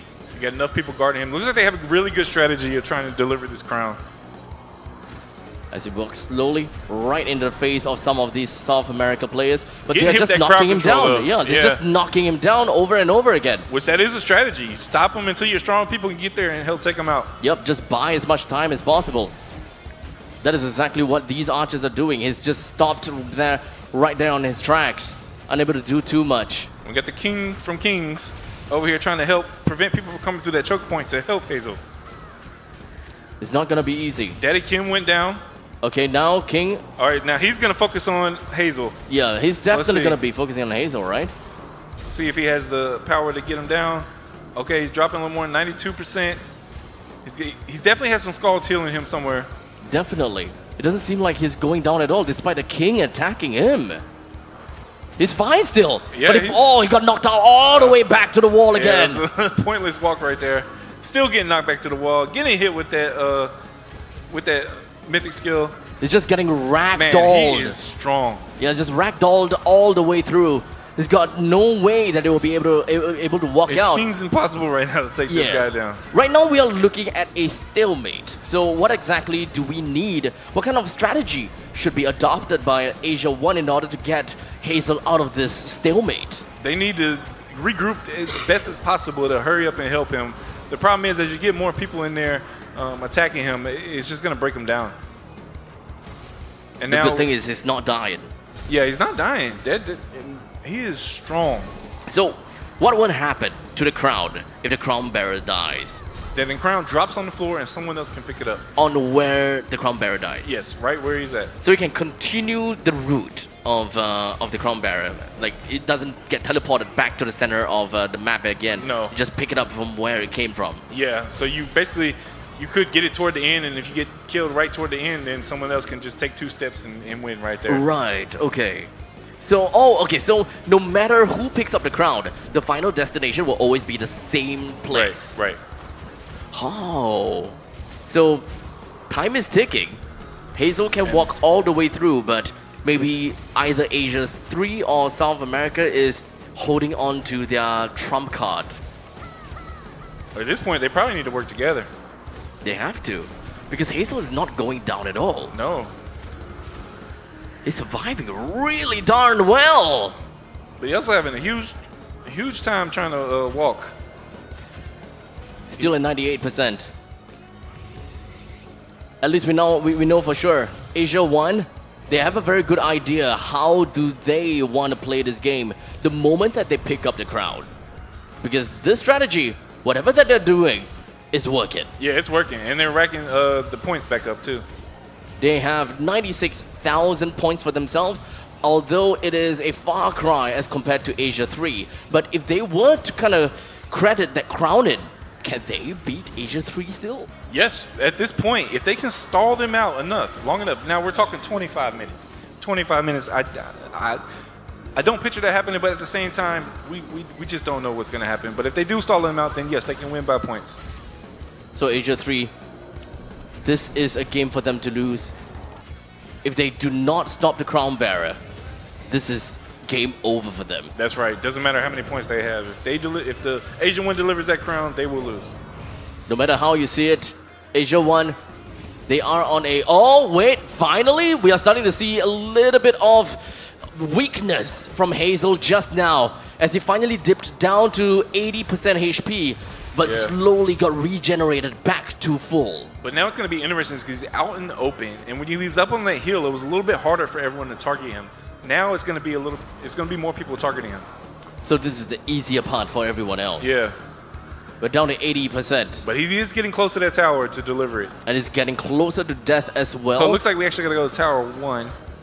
This looks to be the direction he's heading. He's not getting anywhere lower than 50% HP though. Yeah, I don't know. That's crazy. I think Hazel is doing a phenomenal job. We got something going on here, but is that heal for him? I'm not sure. I don't think that the heal's for him at all. So someone's going to get resurrected here. We got all kinds of mythic skills going off right here in the middle. They're trying to do their best to stop him. Just a tad little bit more. The crown bearer is completely locked down into place, frozen onto his feet. But are they going to be able to hold this up for 23 minutes? I don't know about this, but one thing's for sure is that Lazy Joni kind of seems like he's having a little bit of a problem. He's getting low. Yeah, they're about to take him out. Yeah. So, I'm wondering if they are focusing Taken out. the other strong folks so they can get some more time to focus on Hazel. Perhaps that is. But now going to be the Hazel's game actually plan. moving now. Yeah, I think the game plan for Asia 1 is to deliver the crown. But for the other servers, especially for Asia 3, maybe they understand that they do not have the resources to bring Hazel down. So the best thing that they can do is just buy an additional 23 minutes. Yeah. Just keep on buying time until they win by default because of the massive amount of points that they have racked up. But that is going to be stressful. That's a long time to try to sustain to just stop people from walking. And at this point, Hazel keeps inching along. I just don't see this going to 23 minutes. Yeah, he's slowly getting there. Baby steps. But right now... Okay, he's dipping down. I think that's the furthest we've seen him dip down so far. Oh, yep. He's getting tossed back. He just wasted all that walking. Oh. It's around... He's roughly down to 60. 60, 50 almost? Almost there. He's knocked down? Showing signs of weakness at this point in time. Oh, man. Back to Hazel. Oh, he's down on the ground right now. Yep. He's at 46%, back up to 57. It's showing some signs of weakness here. But back up again, back 70. I spoke too soon. Yep, back to 70%. He's got his teammates in there helping him. Daddy Kim's right there in the mix with him. He's back to full health now. Yeah, they got some people helping him right now. Yeah, but unfortunately, he's still kind of stuck in the outskirts of where the Tower of Victory used to reside. So they're still trying to look for a way to enter or get it close to the next tower in order to submit the crowd. Yeah, so he kind of, they need to go over to Tower 1. He gets getting tossed back. He's getting tossed back, right back to the Tower of Victory. Yeah, very unfortunate for Hazel, but very fortunate for all the other teams. That was a huge explosion. I think about 50 people dropped right there. I wouldn't be too surprised if that was the true number. But most of the ones that went down was Asia 3. Lazy Joni down as well. This might be another chance to try to take Hazel down. Still up at 90. Yeah, need a lot of people to focus him. We got a resurrection coming in here. I'm not sure who's going to come back. So we got Hazel. All right, he's going to try to inch back out, but he's got tossed all the way back to the hill now. They're constantly looking for discovered angles in order to bring down onto Hazel. Right. But I think that they have already used everything or anything that they could have put on. I don't think that they have the resources to actually bring Hazel down, to be fairly honest. It doesn't seem like it. It does not seem like it. Or it's just too much distraction from Asia 1. The other players are just too much to be able to focus on Hazel. Indeed. Look, now we got some focus on him. He's dipping down below 40. 50%, 40%, Oh. 30%, Oh! 20%. 20, 15! Back to 20. Going back up. It's a big fight now. Now they eliminated most of the other players around him. Oh! Kings are taking it down. Oh, he got full healed. Nice. Bounced back. Asia 1. They have managed to breach and go past the 6-digit mark. They have managed to get themselves to 100,000 points. And Hazel is still alive. Still alive. Look at all those deaths from Kings now. So now it's going to have to be a reset. They're going to have to get back in there and try that again. But that's going to take some time. Where is SA and all that? Okay, they got a little few people in there. I think SA is just struggling to keep up with the pure power from Asia 1 and Asia 3. Oh, Hazel going down 14. Ooh, that was so close. He's still down, though. He's still low. 20. 28. 26. Back to 50. They were so close. 30. Multiple He times. got the healers. Now he's actually in a good position with this heal because they got the healers up on the hill. Yep, And a it's little bit harder of to high attack ground them. advantage. Yeah, high ground advantage. They're able to heal him from up there, and he's Oh, back to back to 100%. It's not going to be easy to bring down the crown bearer at all. We Not saw him at all. dipping all the way down. The lowest was 25%. Now we have Tolazin. He's trying to come in and get in on the action, trying to get some hits on Hazel. But now we need a big focus back on Hazel. But Thanos is going to come in, and they're going to try to regain that ground, protect their crown bearer, and see if they can get him to the tower for the victory. I surely thought that Asia 3 might be able to get themselves a little bit more advantage with the number of boss bases, boss base they had. Right, it's helping, but it's just not. It's not giving them too much of an edge. Oh, so wait, who are we on right now? They need more. Oh, we're on Seafood Blood. So here, SA is really trying to get in on the mix, but I think they're just getting overpowered quite a bit. Hazel is completely stuck. Imagine being on the seats or being on where Hazel is, where you're just unable to do anything at all. His fingers got to be cramping up right now trying to keep it moving. Yeah, just still stuck in the same place, right by the perimeter of the middle circle. The map here looks like the crown hasn't even moved in the past 10 minutes. Indeed. So I take back what I said earlier. This could go all the way. It would be insane. 18 minutes. We still have 18 minutes left to go. All right, Hazel down to 50%. Are we going to go in? Or are they going to do another attempt here? No, he's creeping back up. So we got a big fight in here. We got a little bit of everyone. We got Kings, Thanos. I see quite a bit of Asia 3 in here. So I'm thinking they might go for another push. He's down to 40%. 35, 32, 28, 25. Where's his healers? 17. It's getting close. 15, 10, 12. Man, he is struggling to hold on right now. Where are his healers? 10, 8. There we go. There's one. It's a full heal. Oh, my gosh. Asia won! They are trying to hold on. Right by the edge before Hazel even went down. What's going to happen with the next push? It goes down a little bit more each time. Just a little bit more. Just kind of twiddling the thumbs a little bit. You know, kind of showing the sardine right in the face of the seal, thinking, hey, you want some of this? Come get it. There you go. All right, Lazy Joni. Got some of the strong folks in here. Oh, okay. He lost a lot of his help right there. This is another chance for Asia 3 and SA to regroup. They probably need to work together to take this man down. Hazel just still trying to creep there. I think we really haven't moved. Yeah, realistically, he's just getting pushed down south. I'm not too sure whether he's gonna get anywhere closer to Tower 1 or not, but with 16 minutes left, I don't think that they have what it takes to bring the crown all the way through. I don't know. I don't know. They're edging closer and closer, but it is it's a big match right now. So basically, Asia 3 is looking to stall right here. Asia 1's looking to deliver that crown. It's going to be even more interesting if they do take Hazel down and someone else gets the crown. Is there any form of mobility skills that Hazel will be able to use? I believe he can still use his dash and his evade, but I mean, when you're getting locked down this much, it's not going to do anything. He's just got to creep in there bit by bit. Still stuck. In fact, going more and more south at this point in time as we speak. Yeah, and I think They just keep going south now. I think he's stuck to the point that he can't move north. I can't actually tell which tower they have to go for. I really would be nice to see that. I would think he has to go for Tower 1 based on the direction they went. If so, then yes, he's getting tossed in the other direction. But I think are still a little bit closer now. We've got a lot of his teammates just drop, but also a lot of Kings just drop. It's a little bit of a cluster, but I see a lot of red moving in. So this may be another attempt on his life. He's 77%.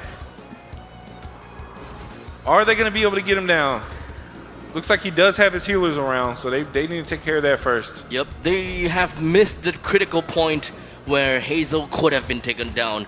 But unfortunately, oh, wait a second. 70%. What is going on? 50. Kings are definitely moving in. I think SA is helping here too. They're all on him. It's 30%. Okay, he got a heal right there. Back to 70. Yep, got a heal. Got to get another heal. Yep, they're going to be fine for now. I would love to know how many skulls that he has on his team right now, because they do have to be in the same party as him to be able to heal him. In order to heal. Yeah. Could that, is there a limit to how many players can be in a party? You can have up to 15 in a party. 15. Yeah. I think it's relatively fair to say that they could be rotating the skulls in the party. Oh, here we go. 44. 30. 30. We're down to 30 flat, him. but it's coming back up Come again. back up a little bit. But the problem is all of the mobility skills that Hazel used in order to get himself closer to the tower has has been reversed. He's Yeah. currently pushed all the way backwards again. And he's moving further and further away from that tower one if that's where he has to go. 13 minutes left onto the clock. Very evenly matched in strength here. I mean, everyone has around the same amount of deaths. This is just a massive battle at this point.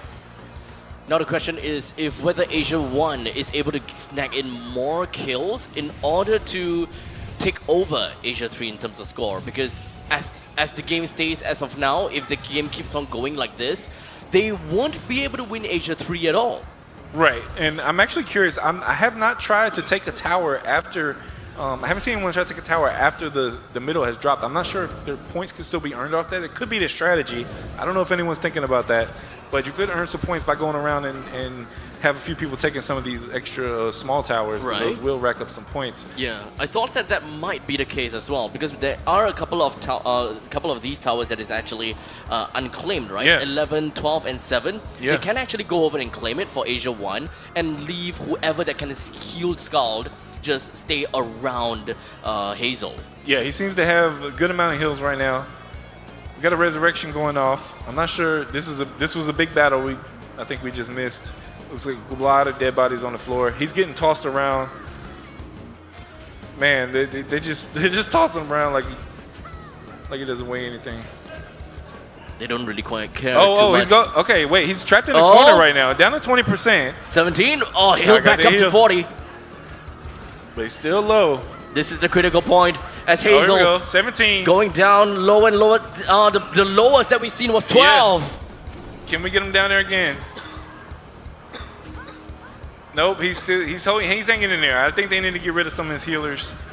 Look, you can see him standing up on the hill. I think someone is trying to get rid of his healers. Yeah, you probably need a couple of mythic Oh, skills. 19, 12, Oh, there we 9, go. 8, 7, 5. Oh, he's down! He dropped the crown. Who's going to pick it up? Massive fight around the crown. This could change everything.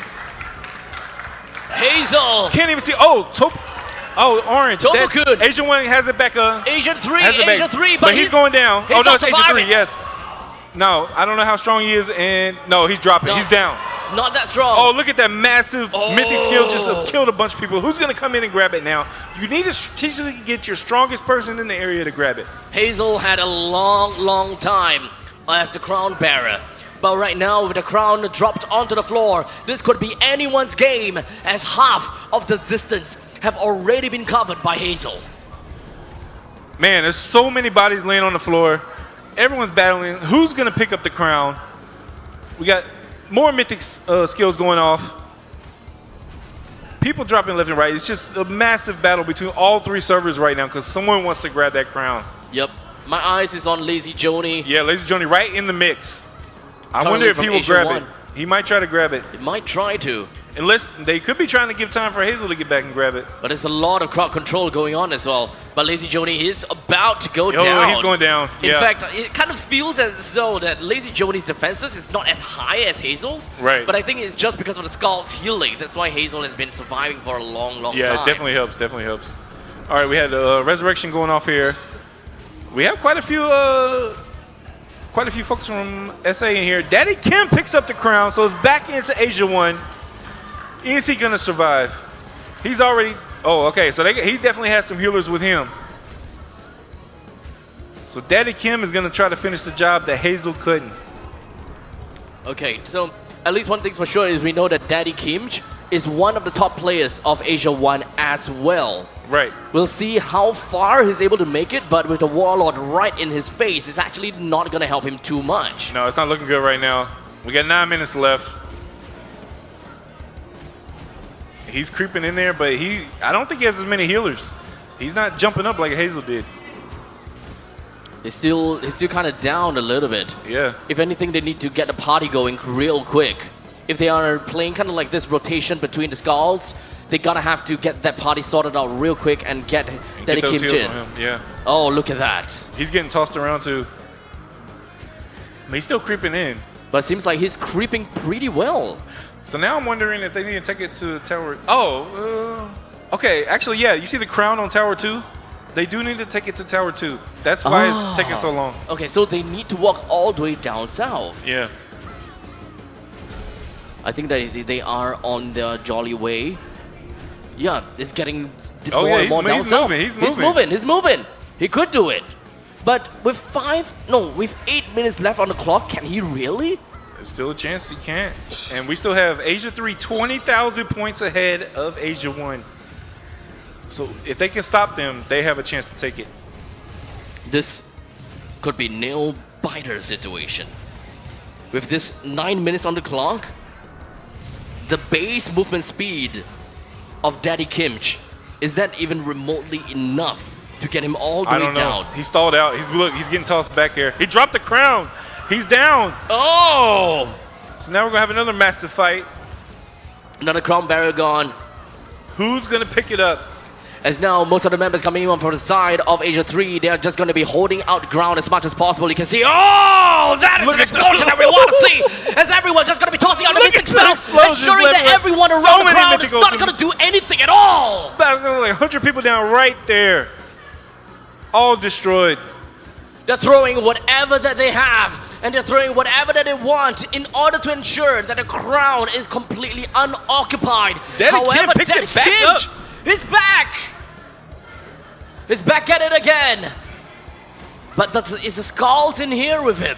No, he's dropping quick. He is dropping really quick. Too quick. 20%, 16%, no heals whatsoever. 8%. Ragdolled. Down. Down again. Any revival? Hazel is Hazel's there. Hazel's there. Can Hazel grab it?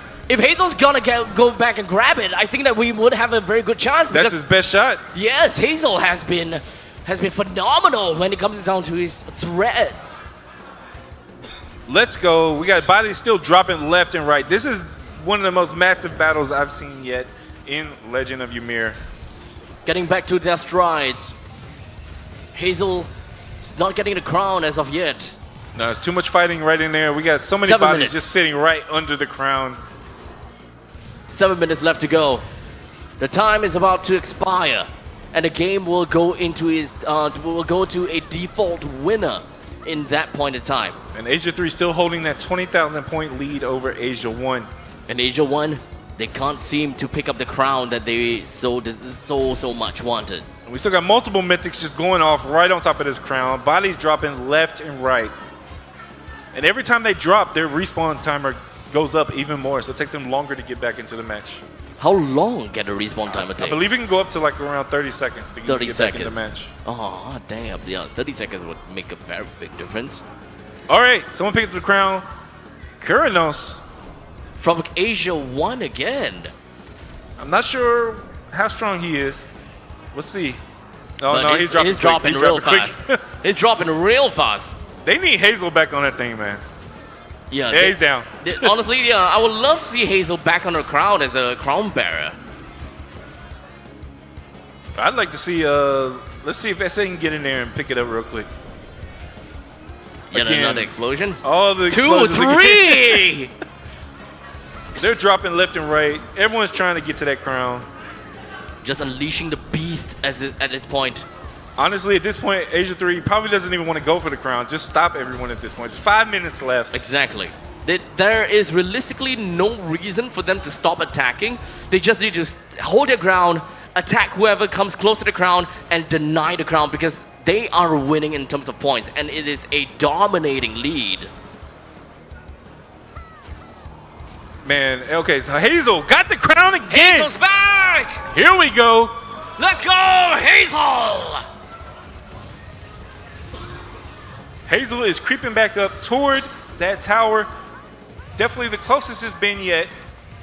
Still a good bit of ways to go. This is going to be hard to do within almost 5 minutes.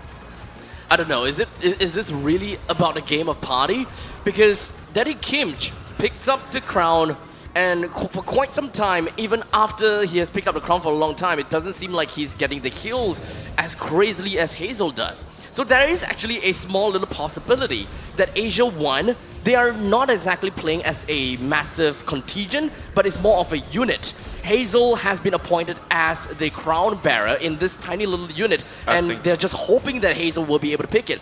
It might not be a communal understanding between the entirety of Asia 1, but they're just kind of winging it. Yeah, and I think you have to because of the massive amounts of people. You can't really coordinate who to pick it up. but you can just do your best to try to get it to that person. Exactly. So I think that this is a very specific and a very intentional team lineup or party lineup from Hazel. They are made in a way where Hazel will be the crown bearer that will be able to make full use of the massive amount of skulls in that one team.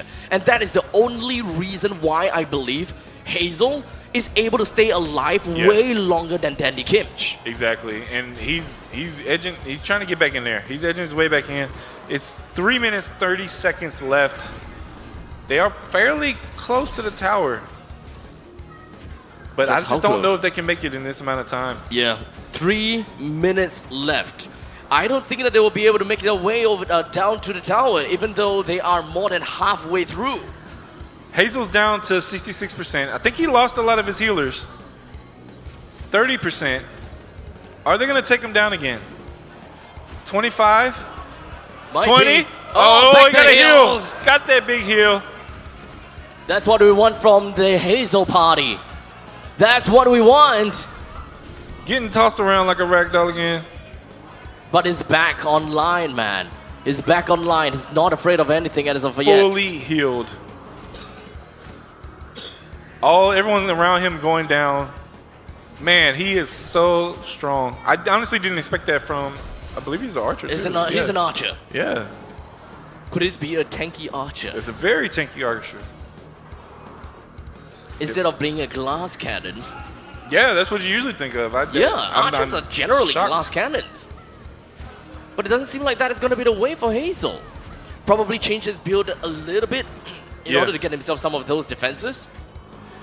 So I'm wondering now if the only way he's really able to get that movement is when his dash is recharged. You get 3 of them at a time, and that kind of gets you that quick little push. And it looks like when all he's recharged, he gets tossed back a lot. We can see the crown hasn't moved a lot. At this point, I would say 2 minutes left, that crown's not getting delivered. Nah, I don't think that crown is going anywhere. So let's see if Asia 3 can just hold it down and take this victory. As we start to see Asia 3 sworming right in. Swarming. A lot of red clan tags right above the heads of Hazel. They want to stop him as much as possible because despite how close it is and how many times is left, I think that everyone will still not be able to kind of gauge how fast it will take for Hazel to reach back to the base. Man, this has been a crazy match. They started out low. Asia 1 was behind. They finally got the boss base. Then they focused on that middle tower, controlled it, took the tower of victory, took the crown, been edging it down ever since. But if they can't get it to that final tower, Asia 3 is going to sweep it right from under them. With only 1 minute left under the clock. 1 minute until the crown bearer have to make his way back home. It's not looking good. Not looking good at all. I don't think it's possible at this point in time as he's nestled himself comfortably going down right too. next to dead bodies. He's down to 40%. Where's the heals? The moment he goes down, there could be a high chance that he's got like 30 seconds cooldown timer, respawn timer rather. Yeah. So there's no way that they will be able to get him right back. And we have 30 33%. seconds left. 33, 32. Let's go. Hazel down to 30%. All right, you got a healer back in there. He's healing up quite a bit, but in terms of mobility as well as positioning, he's not going to go anywhere. I would love to be in Discord with Asia 3 right now. They got to be going hype. Yep, they are probably going absolutely ballistic as only 10 seconds left on the clock right now with South America. They are not anywhere close to Asia 1. While Asia 1, they are trying to get their crown bearer right down to the south, but they are unable to. And such, Asia 3 will win on default. Wow, that was crazy. I can imagine their fingers got to be cramping right now. With a massive amount of points to themselves. Congratulations, Asia 3. 100 and I think 140,000 points for themselves. Yep. They defended the crown many times with very good ideas as to how they need to stop that bearer, that crown bearer. Yeah, that was crazy. Just being able to hold them off. What was that? 30 minutes worth or 40 minutes? Of holding them off from delivering the crown? I think it was about 40 minutes it was actually. like 40, yeah. 40 minutes of crown striding. Yeah. And I think that, honestly, I think for a lot of people, that was a bit of an upset. I think a lot of people were favoring Asia 1 right there. Honestly, yeah. In terms of narrative, it sounds amazing, right? Asia 1, they were unable to do anything. They couldn't get themselves boss bases. And they literally put all of their resources onto the Tower of Victory, got it down, got the crown.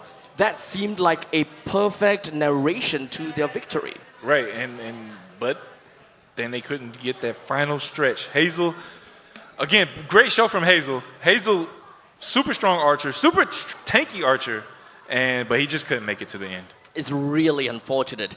I would like to actually commend the team of Hazel.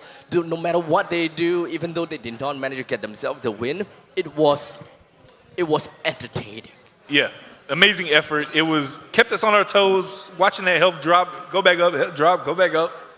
It's amazing, really. In the event that Hazel's team is actually comprised of Hazel himself plus all skulls, if that's actually the case, honestly, that's amazing, right? I really just believe that there are a lot that we can expect from the other teams, and especially for even the next match. Yeah, I don't know. They got to be, Asia 1 has to be hurting a little bit, but their strategy was good. They had a good strategy, it just didn't pay off in the end. Exactly. Maybe we'll be able to see similar kinds of strategies coming in from match number 2 later into the day. But match number 1, we still gonna have to talk a little bit more about match number 1, right? Because let's just kind of recap the early parts of the game, right? Early parts of the game, we had all 3 servers going to their individual corners. Yeah, and they all focused on those towers. And South America definitely started off, got their one. I think they got the first one because they got left alone a little bit. There was a bit of a fight between Asia 1 and Asia 3. It seemed to be a little bit of like a mortal enemy type situation there. Exactly, right. And they battled it out the entire time. I know that regions or servers of the same region can be really bicker with one another a lot, right? So that could be like internal rivalry kind of thing going on about. But one thing's for sure is that South America had a great start. Yeah, however, they had a great start. They couldn't really just run along with it. No, and unfortunately, that is where sometimes that power does come into play. And there is quite a bit of difference. If we look at that match, South America definitely did have the lowest amount of overall power, and even on the top end, a little bit lighter than the other teams. Mm-hmm. But for that fact, they held in there and held their own, and they still had a chance. I mean, anything could happen with that crown, but unfortunately, they just didn't get there. Like I said, the narrative was looking fine and dandy for Asia 1. It's really unfortunate that we gotta have to see both Asia 1 and for South America to kind of go away after today's games, because only one server will prevail, and that one server happens to be Asia 3, which of course will be moving on to the next part of the bracket. Yeah, and their next match will be a 1v1, so that should be a much more focused fight. A little bit less chaos, and we'll see some good strategy in there. Mm-hmm. They do have some time to kind of get together again on Discord call to kind of understand how the next opponent is going to be, because match number 2, same thing, is going to be live streamed, and we can actually kind of take that opportunity and the bird's eye view to look at what kind of strategy that is going to be employed by the 3 other teams, right? The other Asia teams and a single NAEU server. Right, and so yeah, everyone gets some insight. Even that next match, they got some insight from this. So maybe they're changing up their strategy right now. Maybe we'll be even able to see a team of Hazel. In the later game, right? So perhaps someone will be able to be like, you know what? We need a designated crown bearer in the event that the Tower of Victory actually goes down. Yeah, and I would love to see a crown get delivered. I would love to see that battle. But hey, looks like the chat is pretty hype over this. I've seen quite a few comments. A lot of people happy that Asia 3 won. A lot of Daddy Kim supporters I've seen out there in the chat. And congratulations. Yep. Now, understandably, the game was 1 hour long. And I'd like to give a huge thank you to every single one of the audience, be it going to be on the Twitch chat, YouTube chat, and literally any of these platforms. Thank you so much for sticking with us all the way through, from the start all the way to the end. You guys have watched an amazing game here at Legend of YMIR. Of course, this is the YMIR Cup World Championships. It's definitely going to get a lot better and a lot more spice from this point on.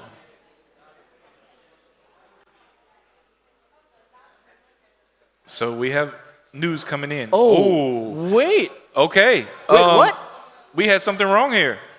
The actual winner of the first match is Asia 1. Asia 1 because they had the crown at the very end and they got points from that. So they actually ended with the most points. Wait. Whoa, I'm getting goosebumps, dude. Yeah, I don't know what's going on right Wait, now. hold on a second. Hold on a second. Victoria Yeah, Silver, victory. Asia 1. Asia 1. Hazel held it down. Oh my gosh. Holy. Man, we had no idea. So even though Asia 3, they had the most amount of points, but because they had the crown before the game ended, They got points from that. They got right points at the from very that. end. oh, I had no idea that happened. So that was, I believe, 20,000 points, which the edged them crown just wasn't above. dropped. No, Hazel still had the Hazel crown. still had a crown. Yeah, Oh, that's a crazy condition. Man, we had it wrong the whole time there toward the end. look, this is the narrative that we're looking for, right? Right. I've been hyping up for the narrative. We're looking for Asia 1. They had their whole idea going on about with the crown bearer and all that kind of stuff. Hazel's team, ladies and gentlemen, Man. and of course, Asia 1. Ladies and gentlemen, round of applause. And the chat is going wild. So sorry to Asia 3. Man, that is a twist. Man, did we jump the gun? We did jump the gun. Yeah. I did And- not and- know about that. Having that crown at the end is giving you points. Yeah, we apologize for that. So sorry. Yeah, that was stolen in some sense. That felt stolen. I totally understand to the players of Asia 3 and everyone else. We apologize for that. Man, that final condition of being the crown bearer by the final second, Man, so if they would have had the crown, if the crown was dropped at that point, then Asia 1 wouldn't have won it. Then they wouldn't have. Man, It that just is so insane. happened that Hazel picked it up. Yeah. And if it was anyone else, I think if it was Anyone else would have dropped it. If it was Kim that held it, I honestly would think that they would have dropped the crown. Yeah. Man, I'm sorry, guys. And yes, so unfortunately, that is another win condition right there. You get points from having the crown at the very end of the match. So if it ticks down to 0, someone has the crown, they get points, and that could change the tide, which it did here. They were keeping that 20,000 point deficit, and right at the end, that 20,000 points from the crown put them just above Asia 3. Man, oh man. So it's not just about playing for the points anymore. Crown. That crown, is yeah. so important, and being able to identify a party that is able to hold the crown as a crown bearer is just so important. Perhaps we'll be able to find out a little bit of information about Asia 1 because our beautiful Bella is actually on stage for the interviews. Oh, thank you. That is very kind of you. That is right. I am here with the match 1 winners, and it is Asia 1. Congratulations, Guy. Whoopie boo. Okay, all right. Well, let's get down talking. What's going through your mind when we found out that you guys won the game? Could we hear from Daddy Kim first? What are you feeling right now? First win of YMIR Cup Championship. Oh, very exciting. And I thank our guild for never give up until the last minute. Right, it's important to keep your eyes on the prize. Well, let's ask Lazy Jones then. Can you tell us about the communication of how you were talking with your server? We are talking Oh. with my Discord, our Discord. Oh, your Discord, okay. And it worked out okay? Online, same at home? Okay, well, now that we have the first match done, you are going to be playing in the finals tomorrow, right? What are your expectations? Are you excited, nervous? Who do you think you will face tomorrow as well? Tomorrow? Tomorrow, yeah. Yes, very excited. Very excited. Who do you think you'll meet tomorrow? Which server? I think Pokat. Oh, okay. All By right. Dylan. Okay, well, I'm excited and wondering if what you say will happen tomorrow. All right, congratulations again to all of you, and best of luck to you for tomorrow as well. All right, Daddy Kim, would you have anything to say? Do you want to say anything? ก็ตื่นเต้นแล้วก็เป็นแมตช์ที่ดีมากครับสนุกมากครับ Exciting and fun. All right, thank you. Congratulations. How do you say congratulations in Thai? Congratulations in Thai? ยินดีด้วยครับ Okay, thank you. Well, right before we take a break, we're gonna reveal the second coupon code. So make sure to enter the code at the bottom of your screen to claim your rewards. And as for the Korean viewers, make sure to put in KR at the end of the code to claim yours as well. And we will be back with our second match after a short break. We'll see you in a bit. Bye. บาย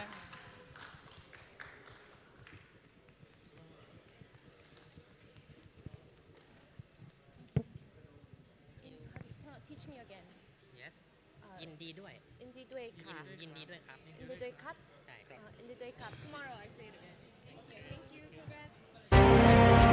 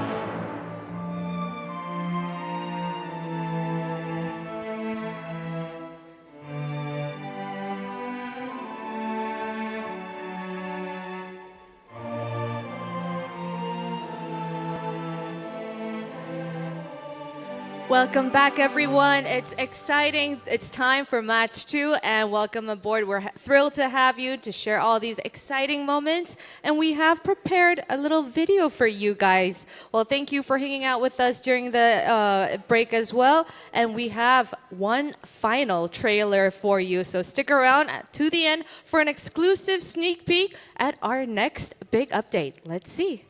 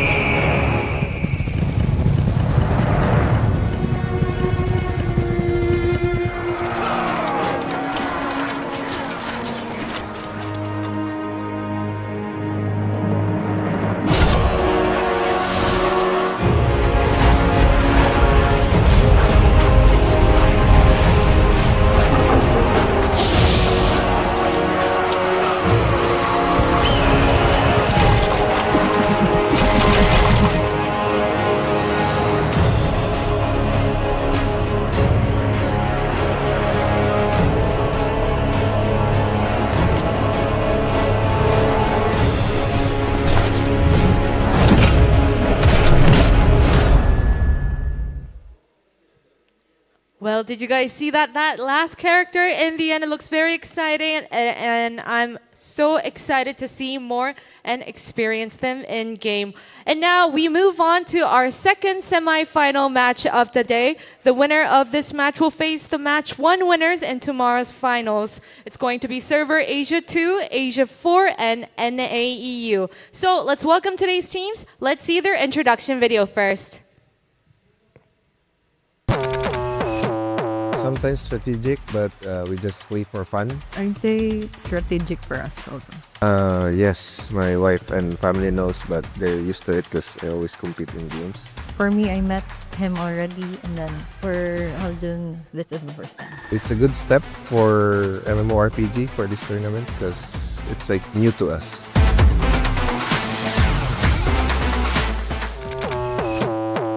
Solid. It's because we're not only from one country, but it starts from Indonesia community. And this is the first time so many spenders unite as one in Indonesia. And the first is offensive, but now more strategies. Everyone is a threat because all of them are champions on their respective servers.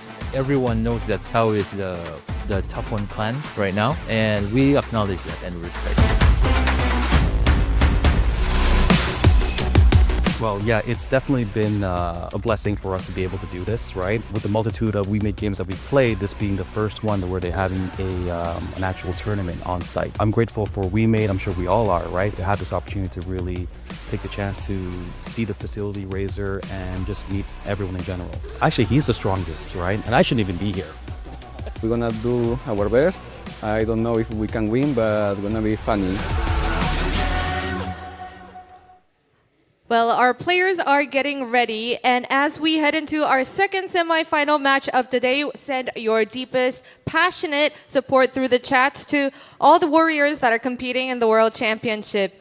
On that note, we are excited to reveal our third coupon code presented by Michael Kim, the head of business for Legend of YMIR. For our Korean users, remember to put the letters KR at the end of the code to make sure you get your rewards. And now it is time to send it to our casters. Casters, take it away. All right, ladies and gentlemen, we are back. Thank you, Bella. My name is Abstract. With me here is Beard. And both of us are going to be covering the final match of today here at the YMIR Cup World Championship semifinals. It's going to be hard to roll into this one after what we just experienced, man. That was had us on the edge of our seats, and yeah, we're ready for this next one. Yeah, honestly, I'm not exactly too sure what to expect after that match number 1 that has happened.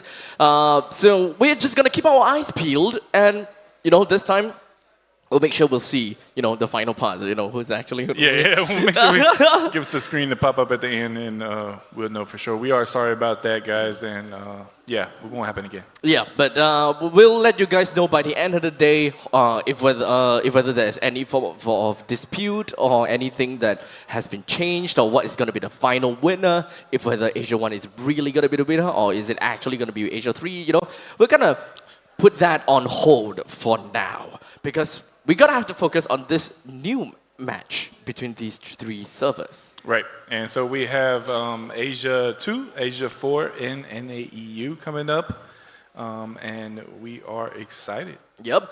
For Asia 2, we have Zaza, Mirka, as well as Chibi that is going to be joining in as their own representative of the server. All of which are all from different clans. Then from Asia 4, we have Buenas, King Prosgard, and Zybro. Yep, seems like they are all from Prosgard as well. And finally, we saw the only server with two representatives from NAEU. We have Para and Toxi Holy. And funny note on that is my server as well. Oh, it is? Yes. So shout out to Orcat. So technically you have played with them before, you kind of know them in some sense? Yeah, so actually, because I am casting today, I did forego my position in the tournament. So that third guy is supposed to be you? Nah, unfortunately, no, we actually had another one. He had some technical difficulties. He wasn't able to get that plane ride in time, so unfortunately couldn't make it. But in another world, that if you are not casting, you would actually be playing with them. Yes, in the that's server. right. Yeah. Oh, crap. Okay, so we are definitely going to be expecting some biasness. Maybe a little bit. A little bit, right? But okay, but for sure, when it comes down to all these three servers, there must be some kind of different ways or different plays that we might be expecting to see. And personally, what we're going to be looking out for, at least for the NAEU side, yes, they may have only two representatives here with us here in Singapore, but don't worry, the other player will be supporting and will, of course, be helping as one of the commanders probably in their own respective Discord and joined in online. That's right. So I'm sure they are well coordinated and ready to go. Now, I do have a question though. Have you had your own encounter with any of these two players from your server? Yeah, so funny enough, Para, who is here with us, he is a friend of mine. I've been playing games with him since just before MIR 4. Oh. We played MIR 4 together, and folks that watch my mystery videos, which is apparently one of the things I'm known for, and he's helped me in a lot of those, and they've seen him. See some people shouting him out in the chat there. I see Bibbs, go Parapa. Yeah, so he started out as Parapa, now he goes by Para. And yeah, we've been going at this a long way. And funny enough, this is our first time meeting in person, so it's been quite fun. I understand. How about Toxi Holy? Is it the first time? This is my first time meeting him, and Gustavo is a great guy, and we've had a lot of fun and exploring Singapore together. So it's been nice hanging out with everyone. I was kind of expecting a little bit more drama, kind of be like, this guy, he's done me dirty before. In the When it comes down to other, maybe other MMORPG kind of games, whenever we see, one of the top players, I would just be like, yeah, that's the guy that keeps killing me, kind of thing. I think that's one of the good things about the Origin. Like, if you see their profile, I mean, it is a group of people that just like to play together. They got a little bit, got competitive nature. But at the end of the day, I think it's a very peaceful server. Everyone enjoys helping each other, and it's a nice place to be. Yep, so for those people that, from NAEU side, wondering whether you want to get into the game, well, you've heard it from the man himself. The server does seem very, very friendly, so I'm pretty sure that they will be able to help you out a little bit if you decide to join into Legend of YMIR. Now, of course, we have already more or less, kind of explained and, kind of introduced the servers and the representative, the server representative of each clan. They are here on stage with us, ready to rock and roll. Rock and roll. I'm not too sure if whether we are going to be having, we're going to have another game where the Tower of Victory is going to go down again. Honestly, match number 1 kind of took the game, took it out of the park, right? I think it kind of, how would I say, it's too banger of a game. Yeah, there's definitely a lot to follow up on. We have different dynamics here. We have differences in power here. So it's going to be interesting to see who can take the victory this time. I will say, I mean, Prosguard, their server has a lot of strong players, and I think they're going to be the ones to compete with, and we'll see who can take the win. All right, so in terms of power levels, though, out of these 3 servers, did you say that Prosguard is the one that is the highest one? So they're like the more top-heavy one. Right, okay. Yeah. So I think that on the Origin, we do have one very, very strong player. I'm not sure he is the highest power out of who all is competing at this point, but he is our highest. But again, we have a more spread roster, and I think Proscar is just that little more heavier at the top there. I see. And then you have Asia 38, who again, they have a little bit of a distribution as well. And I think that you could just see Proscar being a little bit on top there, a little bit favored. I see, okay. So we do have quite a bit of expectations coming in from Prosguard. But however, you guys gotta have to remember, when it comes down to power, not everything comes down to power only. Strategy is ultimately still very important, such as carrying the crown to the very end. That's right, and getting those towers and getting those points and getting a party full of skulls and one single archer. Right. That works, yeah.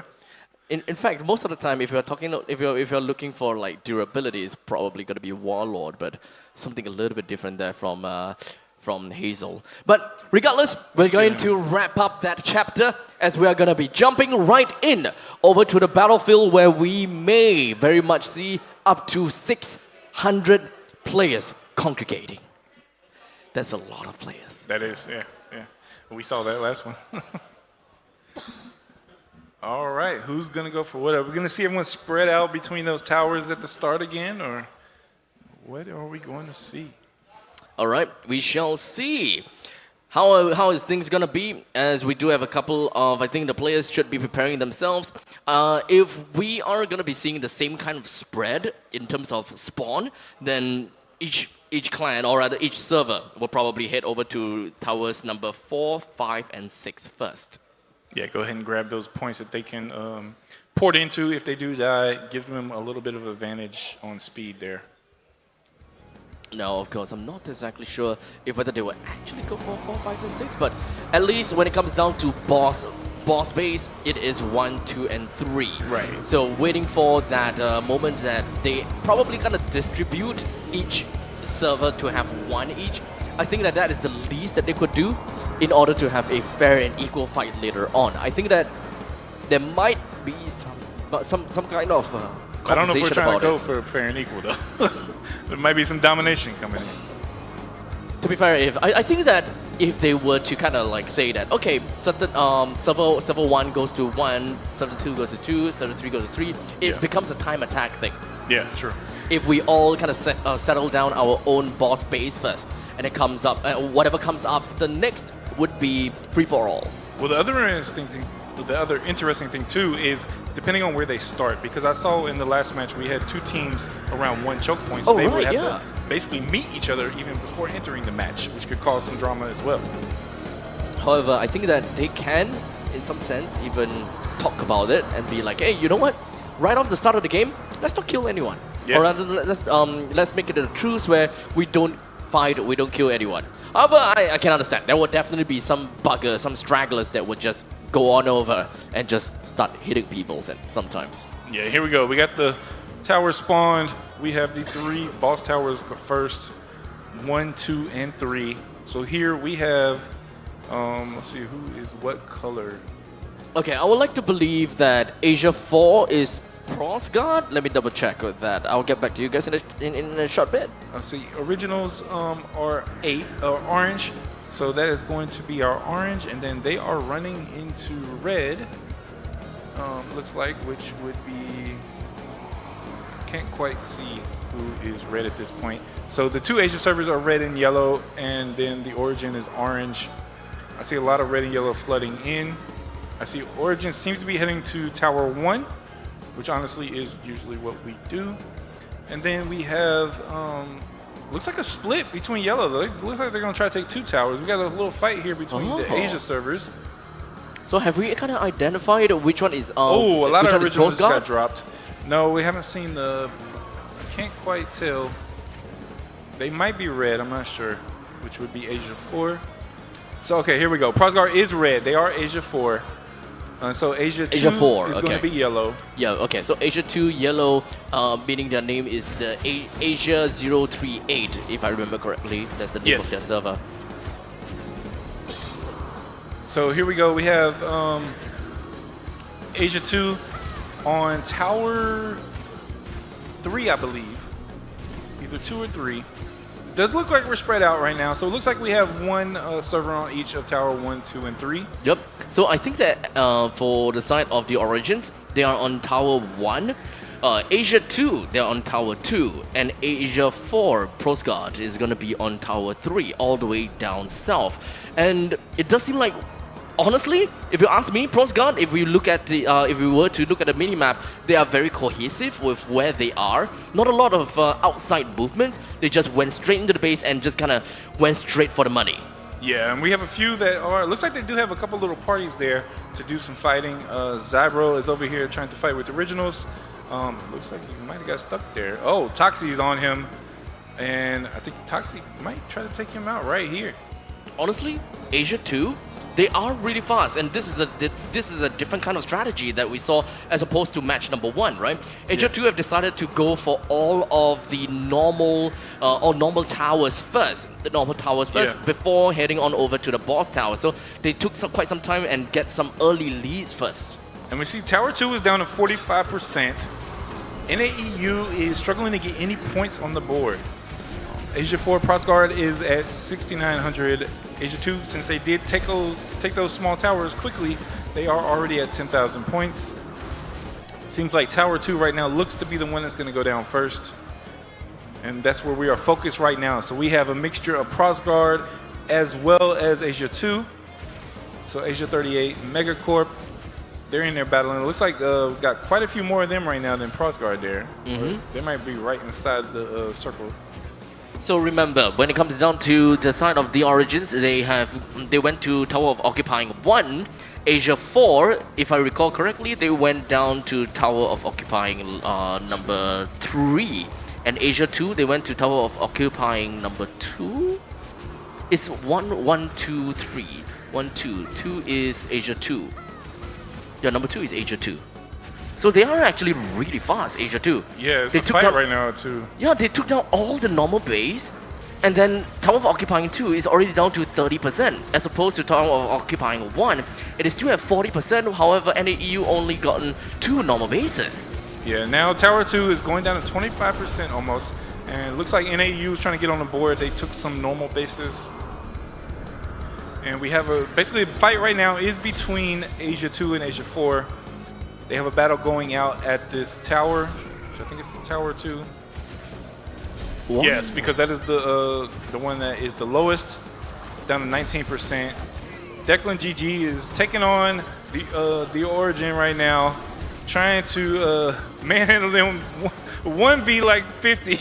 It's really difficult for what he's doing. I don't even think he went in there with any healers. They're on him though. I think Toxie is there trying to help take care of him. That's going to be a fight right there. He's on a standstill. Oh, here comes Orcat. He's going to try to get some licks in. Yeah, they're getting on Declan. I don't know if I don't know if that's the best decision to just run in there by himself. Although he's holding his ground, he's killing some people. Okay, this tower is about to go down. Tower 2. Tower 2 seems to be mostly controlled by Prosguard right now. Yep, 5%.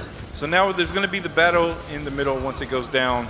Is it actually Prosguard that is getting getting close? Because yeah, the red. Asia 2 but now Asia 2's moving in. They're trying to steal it. Okay, let's see. So Asia 4. Okay, Asia 4 did take it. So now they have to go in here and secure it. Can they get it within 10 seconds, or are they going to jump in AOE? Is Asia 2 going to jump in and AOE them? They're trying to get in there. This is the strategy. Here they go. Jump past the rocks. Yep. Went straight all the way in. Do we get any mythic skills? Mythic skills. There we go. One of them. All right. People are dropping. A lot. Who's going to get that tower? Yeah, a lot is dropping, but they're not really getting the capture down as of yet. It's not going to be that easy. It's going to take some time there. Someone's got to get in there and hold it for 10 seconds. 10 seconds. As easy as we think. Tower of Occupying 1 is coming down real soon as well, and that is mostly Origins, yeah. And they have no competition there right now, so they can hurry up and get in there and secure that tower. Yep. What was the slowest server might actually come up to be the fastest server now. Yep. Once they get themselves their boss base, they can just kind of run it down. So it looks like points right now, pretty close. There's a huge battle for this Tower 2 base. Now Tower 1, okay, Tower 1 is the one that went down. Tower 3 is still at 40%. Okay, so the Origins have already managed to get themselves the boss base. They're likely going to be running into some other places now. Yeah, now it's a decision. Where does Origin go? They might go for 3 and just let them fight out here at Tower 2. That sounds like a better idea, in my honest opinion. The way it's looking right now. That's what they did. Yep. They went to the northwest. They went to the northwest now. So they're going to be focusing and just really just getting onto Asia 2's backside. So this is a rough fight for Asia 2 now. They got really hung up at the front, which is right inside of base 3, and now in their own base. Going off. Declan is in here now with his teammates. They're going to try to secure this. Looks like your own server is doing really well now. 28,000. Really strong start. In fact, they had a worse start. They have the worst start by having very little normal bases, but it kind of seemed as though that Asia 4 and Asia 2 ended up with a skirmish with one another. Now we ended up with that situation again. People are not paying attention. They lost the boss base. Oh, man. Yet again. I don't know why everyone keeps doing that. Well, that kind of thing's going to happen. So now they're going to have to go back over to Tower 1 in order to reclaim what they have lost. And it does look like it's a fight up there now, too. Most of the members from the side of from the Origins have found themselves at the northwestern part of northwestern part of the battlefield. Tower 3 Tower 2 is going down at 7%. Tower 3 is taking real long because of the sheer amount of players just fighting over there. Okay, so Prosguard has secured the Tower 2, so now they can move on and fight somewhere else. There we go. They won that battle right there, taking down Asia 2. They're happy with what they've gotten. However, one thing that we're gonna have to take note of is that that Asia 4, they actually do not have control of a lot of these normal bases. Right. They only have one normal base if they do want to kind of capture for themselves. Now Tower 3 went down, I believe. Wow, Tower 3 was taken down by NAEU. They actually jumped ahead in points at 46,000. Now, they also secured boss base. I don't know if that was the original number 1 or if they secured number 3.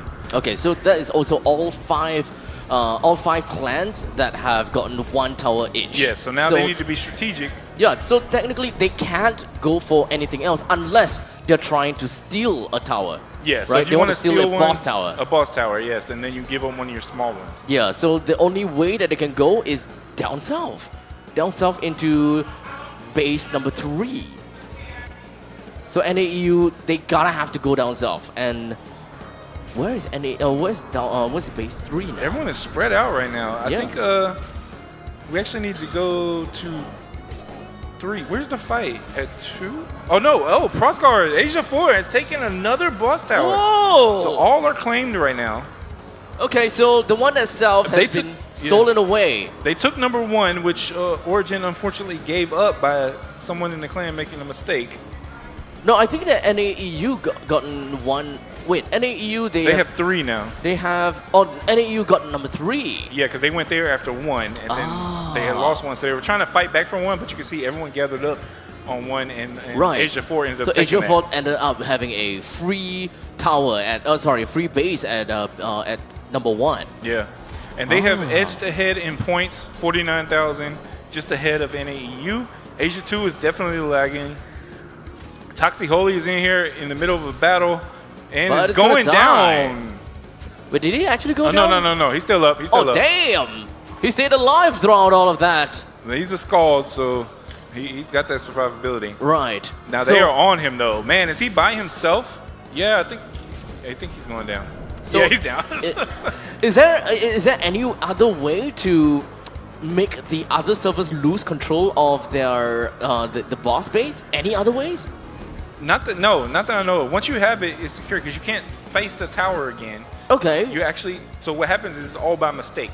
Someone Okay. from the clan goes and claims another one, and the problem is you have 50 people in the clan, so you just need one person that accidentally goes and secures one of the small normal bases. Right. And then you all of a sudden lose that boss Understood. base. Yeah. So as of Asia 2, every single one of the clans have already gotten one control of a tower, or rather one of the base. Asia 4, they are lacking of one more. They can have one more, one more clan to go over to collect one more. And as for the side of NEU, 2 clans can collect. Correct. So until then, we won't be expecting too big of a fight in the center. They could still be kind of skirmishing for the for bases on the smaller side ones. Right, and everyone is kind of spread out right now, but we do have a decent number moving toward the middle, especially Asia 4. Prosguard is looking to take control of this game and work on that tower of victory, just like we saw in the first battle with Asia 1. They're following a very similar pattern, except in this case, they're ahead in points. Yeah, so to be honest, there really isn't much that they need to do. I think that they can actually just send a small little unit just to go over to the other small base, which, speaking of which, that is exactly what they're doing right now. They're trying to capture base number 4. So if whether that is actually going to work out, if they manage to steal, or rather if they manage to capture base number 4, then you can expect the entire... Okay, there we go. There we go. There we go. They got it. So that means that Asia 4 Prosguard, they are going to have all of their members, all 150 players of their server, to go right to the center in the to the Tower of Victory. Well, it'd be 250, so we're talking 5 250. clans of 5, yeah. Or 5 clans of 50. All right, yes.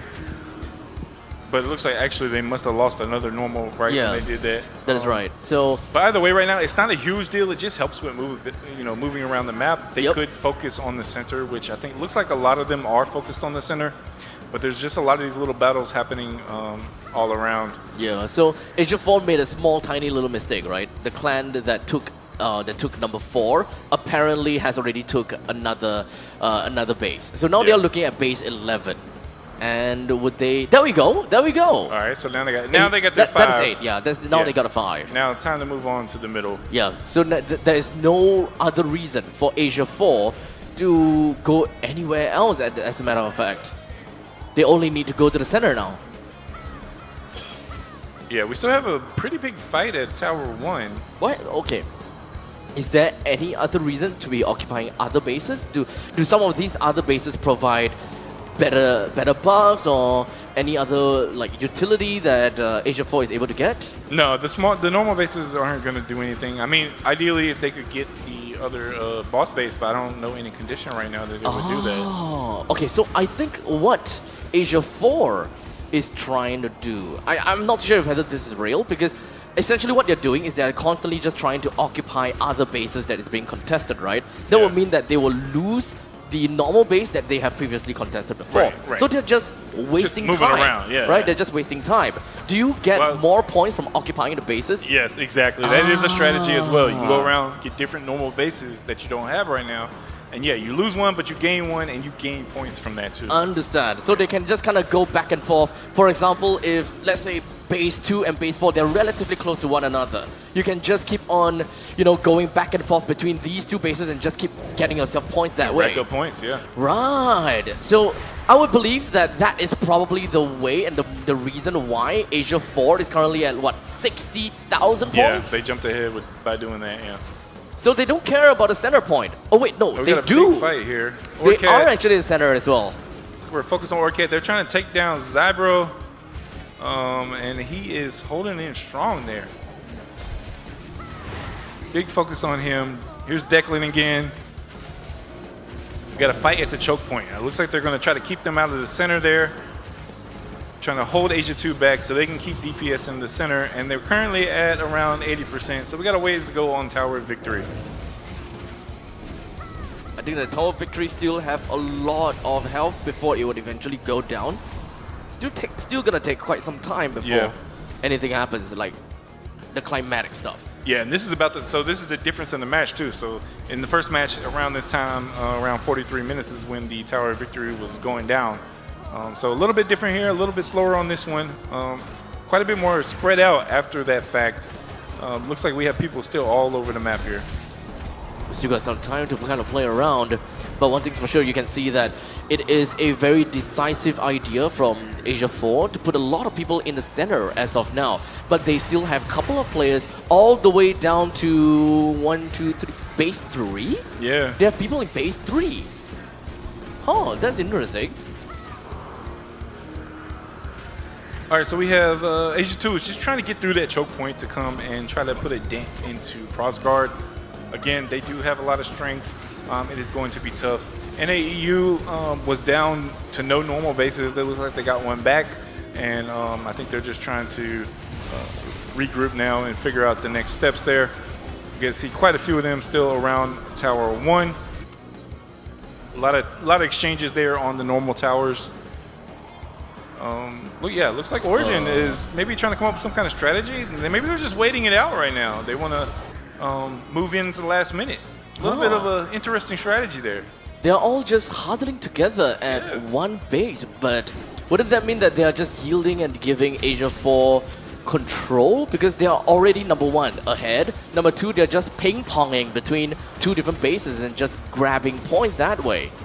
Yeah, maybe they're trying to do the same thing. I see them trying to get up on some normal bases there, but they could. Maybe they just feel like, hey, Prosguard is quite powerful. Maybe we just wait till the last minute to try to move in there. But I don't know. Based on that first match, I just don't know how good that strategy is. Okay, so let's take a look, right? For the side of the Origins, they have a lot of people at base 1. So you can't ping-pong base 1. But you can ping-pong all the other bases. Well, look, it looks like they're making a move now. Oh, 1, 2, 3, 4, 4. Yeah, 1, 2, 3, 4, 5, 6.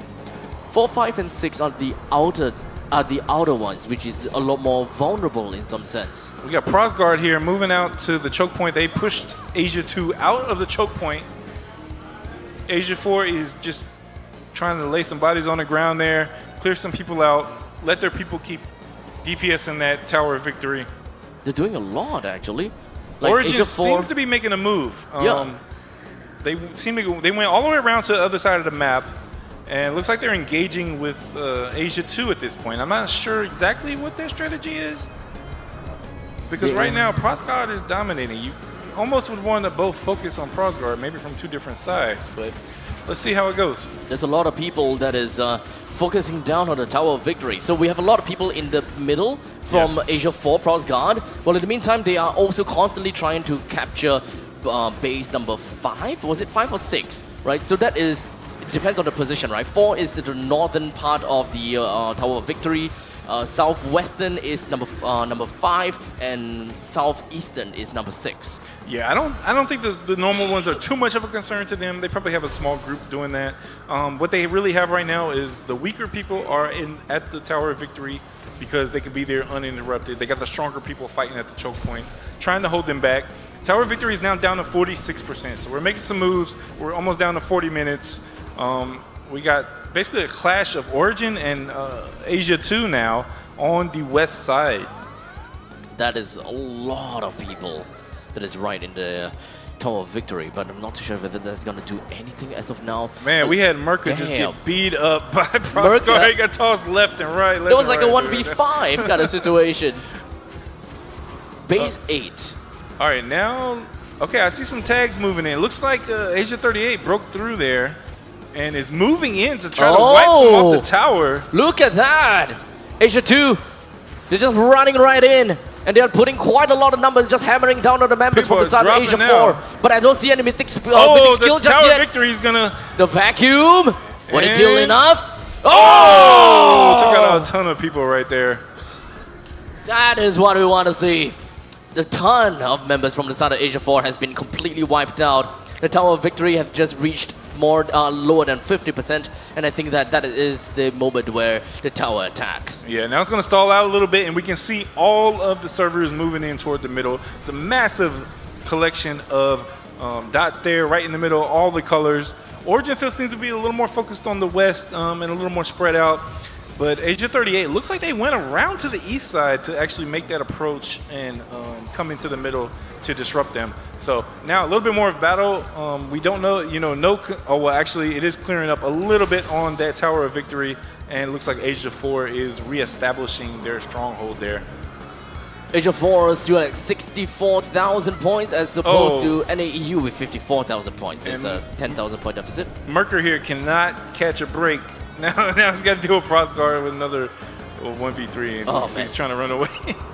So individual fights is something that we can definitely appreciate at this point in time. Oh, look at that! Oh. The three of them just went down in an instant. Dang. All right, Prosgar definitely, I'm not going to say dominating, but they're holding strong right now. A lot of kills on their end. Yeah, not exactly dominating at this point in time. But one thing that we know for sure is that they are putting a lot of resources onto the Tower of Victory. Yeah, and we're down to 33% now. Yeah, it's going to reap a lot of rewards the moment that the Tower of Victory were to go down. So it's going to be interesting to see if anyone can come in and steal those points away when it goes down. And then we'll see who's ahead after that. It looks like Originals, the Origin is now trying to regroup. Looks like they're regrouping at 3. And they're just going to wait it out. Definitely a lot of strategy there. They don't want people just straggling and running in. I know for SA and for NA, this is a really late time for them on that side of the world. We got a big battle going in right here between Prosgard and 38. A lot of bodies on the floor right there. Prosgard just trying to hold that choke point and making sure that no one gets in. Yep, they're doing a really good job just holding out the northern choke point and the southeastern choke point. But in the meantime, we do have a couple of members from the side of Asia 2. They're just going to be ramming right in through the southwestern part. Now that was the Volvo move right there. The mage that I was talking about earlier. That was a strong mage. It just wiped out a few people there. Oh, a mage? Actually? Yeah. We have a mage in the house. Most of the time we're just seeing archers and all, but here we go. A couple of mystic skills are just going to be planting themselves down right here. With the Tower of Victory down to 20, what's it? 19. Prosgar still holding strong at the tower. They've definitely maintained the control majority of the time over the Tower of Victory. It's looking very similar to Asia 1. Let's see what happens when it goes down. We don't have much longer. 16%. A lot of fighting still at the choke point here. Zybro up here trying to help hold everything down. Make sure his people in the middle don't get bothered. A lot of dead men walking. A lot of dead men. But it's still... Oh, we got a lot of Prosgar bodies here. Oh, the tower must have just did an explosion. Yeah, I think so too. Yeah, took out a lot of people, slowed down the DPS there. But we're at 14%. Still moving. I think it should be fun.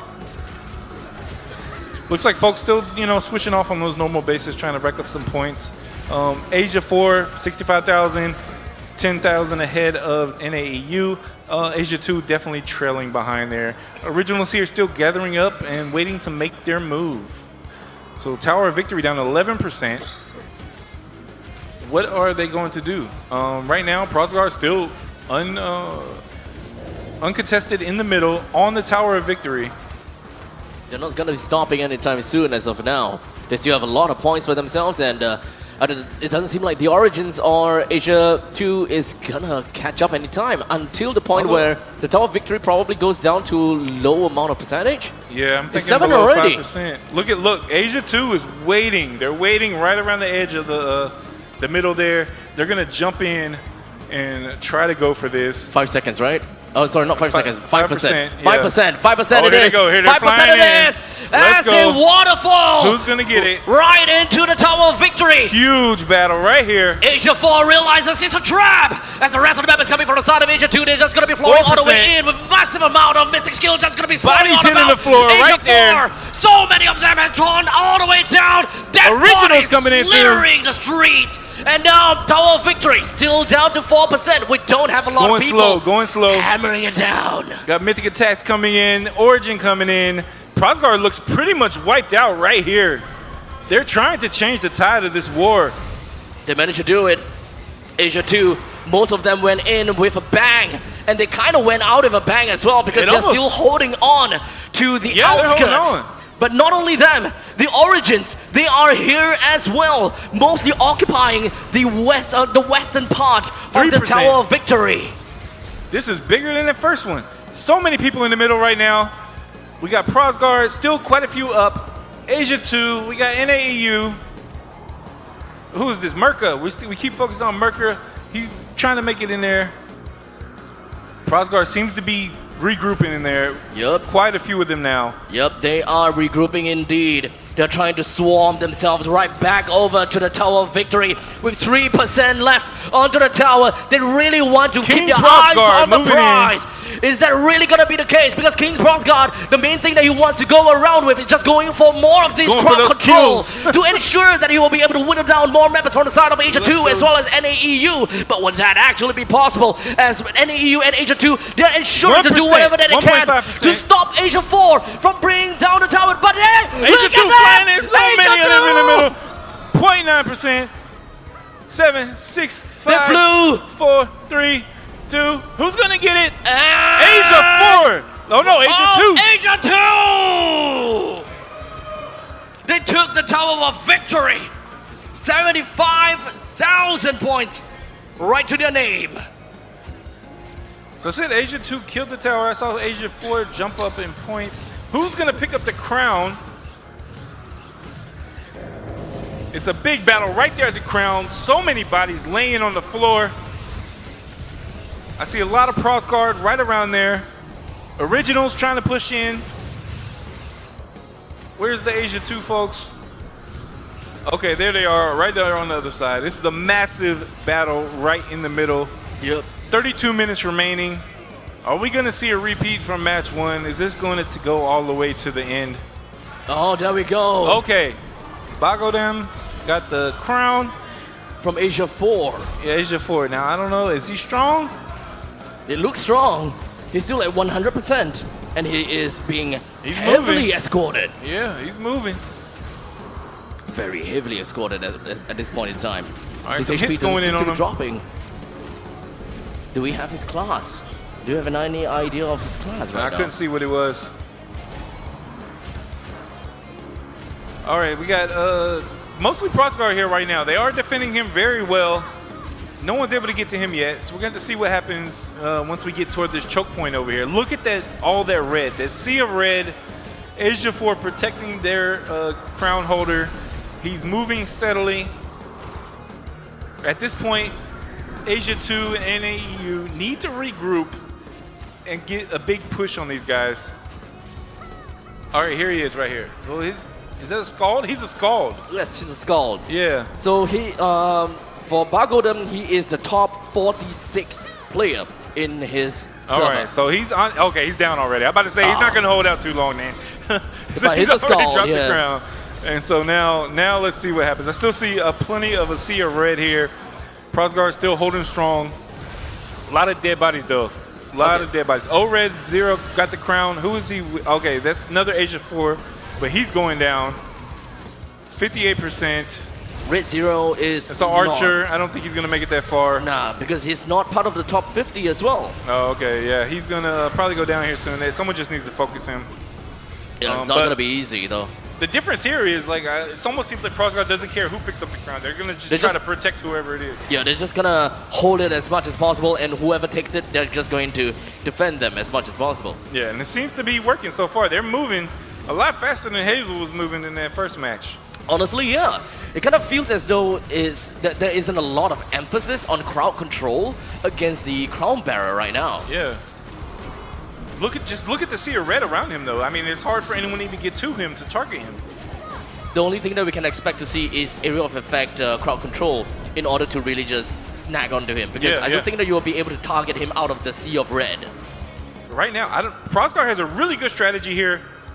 They're holding the fight away from the crown bearer, and he is able to just kind of walk it in.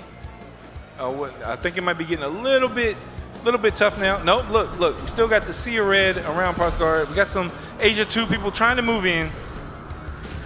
He's actually moving a lot. Yeah, he's booking it. Oh my compared goodness. to the first match. There could be a chance, guys. There could be a chance. We might be able to see a victory by crown acquisition. King Prosguard here, holding his man down, circling him, making sure he survives. And for a second, I thought that King Prosguard might be one of the few people that will want to kind of hold on to the crown. Yeah, I would have thought that too, but this might be a good strategy, right? Yeah. You keep all your strong people available to fight. Okay, O-Red Zero is, he's going down. He's at 40%. Looks like some people are getting some hits on him, maybe just through AoE. But looks like they put some healers on him. He's getting back up there. Man, what rank did you say he was at? He's not top of, he's not one of the top 50. They are holding him down. Yeah, he's not part of the top 50. That just goes to show you don't need the strongest person holding that crown. You just probably need a lot more skulls in your party. Oh, he's going, and he's so close, but it looks like he might drop it. Oh man, 2%. Okay, drop the crown right near the tower. Right near the tower. Who's gonna pick it up? This is the battle of all battles right here for this match. This is going to decide this match. Who picks up this crown and delivers it to the tower? Look at all the bodies dropping right on the crown. This is not gonna be easy. It's a massive, massive fight. Is it even possible Look for at anyone to here pick up? comes all the mythic skills. Oh, whoa, look at the explosion. You gotta be really tanky in order to escape from that. So many people right here. Can't even see where the crown is. There it is. There we go. We see the crown now. More mythic skills coming in. People dropping to the ground. This is the biggest fight over the crown at this point. Everyone knows this. All the stakes are here. This is everything on the line. Someone needs to grab this crown and get it to that tower. It could be Right anyone's there. game. Anyone's game. Look at everyone trying to run in. Everyone trying to run into the crown. All right, so one thing that we gotta have to remember is that if you hold on to the crown at the end of the game, you get bonus points. However, if your team brings, or rather if your server brings the crown all the way to the back, it doesn't matter how many points you have, you immediately just win the game. Henny has the crown with Asia 4. Asia 4 is the back. Are they going to be able to protect him? He's at 66%. Come on now. Where is he? Where is he? Is he almost at the tower? They're really close. I cannot see where the crown is. There it is. Oh my gosh, he's right there. 30%. Can he get it to that last little bit? Moving in, creeping in. Can they protect him? 20%, 15. There it is. He delivered. Oh no, he dropped it. He dropped it. So near, yet so far. It's right there. Oh, he's got to bring it into the circle there. All right, King Prosguard taking that tower. All right, let me finish this. Oh, the berserker. Let me finish this. Let's go. Hold on, he is a berserker. Yes, it's going to be hard to take him down. Top He's 4. very strong, very strong. He's the top 4 member of his server. They're focused on him. Look at all the dead bodies. He doesn't have a lot of people with him. Hopefully he has a couple healers. Can he get it on this last stretch? This gotta be it, right? This has to be slowly it. inching in. Oh, they just jerked him out of the circle. The crowd control is good. Crowd control is on him. Come on now. You gotta focus on the knockbacks. They're knocking him back, but they're trying to do those mythic skills. They're getting in there. 72%, his health is dropping. I don't know if it's gonna be enough to take him down. He's so strong. There we go, more ragdolling. But now he's slowly inching in, moving a little bit. Another one. Another Ragdolled a knockback. bit again. Come on. Edging in there. He's back inside the circle. Right, he's Can on he his make stride it now. to the base? Oh, wait, hold on a second. Wait, He's hold on a using a second. dash. Wait. And what? that's it! They win! Prosguard wins! Clear as day. They deliver the crown to the tower. That's it. It's a crown of victory for Asia 4! Let's go. Congratulations. Man, oh man. They calculated the distance. He has been keeping his dashes. Yeah. He kept he his waited dashes. right to the very end. Exactly. So he realized he's inching closer and closer and closer. No one is knocking him back, and he realized, okay, this is the minimum distance. I can do my triple dash, and I'm in. And I'm in. That's what he did. He locked it in, got it. Asia 4 won. People in the chat are going wild, talking about the 2v1 because they had 2 servers on them at that point, and they made it to the end. That is amazing. Congratulations over to Asia 4 as they are the crown of victor. They will move on to the next bracket, and they have managed to take down the other 2 servers. It's just amazing stuff. I can't help but say congratulations, as they were actually dominating all the way from the start to the end. Yeah, they held in there. They They had their strategy. They went for those towers. They ended up with 2 of the towers, which is what you at least want. And then they went for the middle, and they dominated that middle the entire time. So they were really fast with their normal towers, number one. And then they managed to find weakness in the opponent's servers as well, where they managed to steal 1 free boss base. Yes. And I think that is also because of the mistake of the originals, right? Yeah, they went like down south, went to number 3, they snagged at number 3, but it's also because of the fact that they lost 1. So it's kind of like a at one instant kind of thing. Right. And for Prosguard, they realized, hey, we can just run it back in. Yeah, and they did. And King Prosguard took that final moment, saved up his dashes. We watched him struggle to get back in this circle. Then he got just a little bit closer, dash, dash, dash, and boom, he was right there. It's amazing stuff. It is strategy, and of course, it's really important for him to understand the minimum distance of the dash, the triple dashes, in order to really get himself in there. Because there must definitely be people that are regrouping and preparing for the point in time. Look, if he's maybe like 1 or 2 dashes away, we gotta jump in. We're gonna have to knock back. But I don't think that some of these servers expected him to triple dash all the way through and having him save up all of his dashes. Yeah, that was a strategy right there. Great job to him. And even the strategy of just letting anyone pick up the crown and then just protecting them was awesome and good to see. Very intense match, awesome to see, and a lot of fun. Yeah, there's not as much crowd control being seen in this game as compared to the previous match. Right, and even the battle, the Prosguard was able to basically maintain almost like a barrier around the person carrying the crown and hold everyone back. As such, ladies and gentlemen, with the victory of Asia 3, we're gonna be jumping right in over here in Singapore, right on the stage here at Razer Southeast Asia HQ, as the beautiful Bella is right here with us preparing for a nice little interview with, of course, our players from Asia 3. Off to you, Bella. Hello, well, we are back here on the stage for a post-match interview. Congratulations, guys. Thank you. I'll give you a clap too. Boo, boo, boo. Okay, well. That was a very intense game. I want to ask you, what was like the most memorable part of today's match for you? So thirsty because fasting, right? Oh, yeah.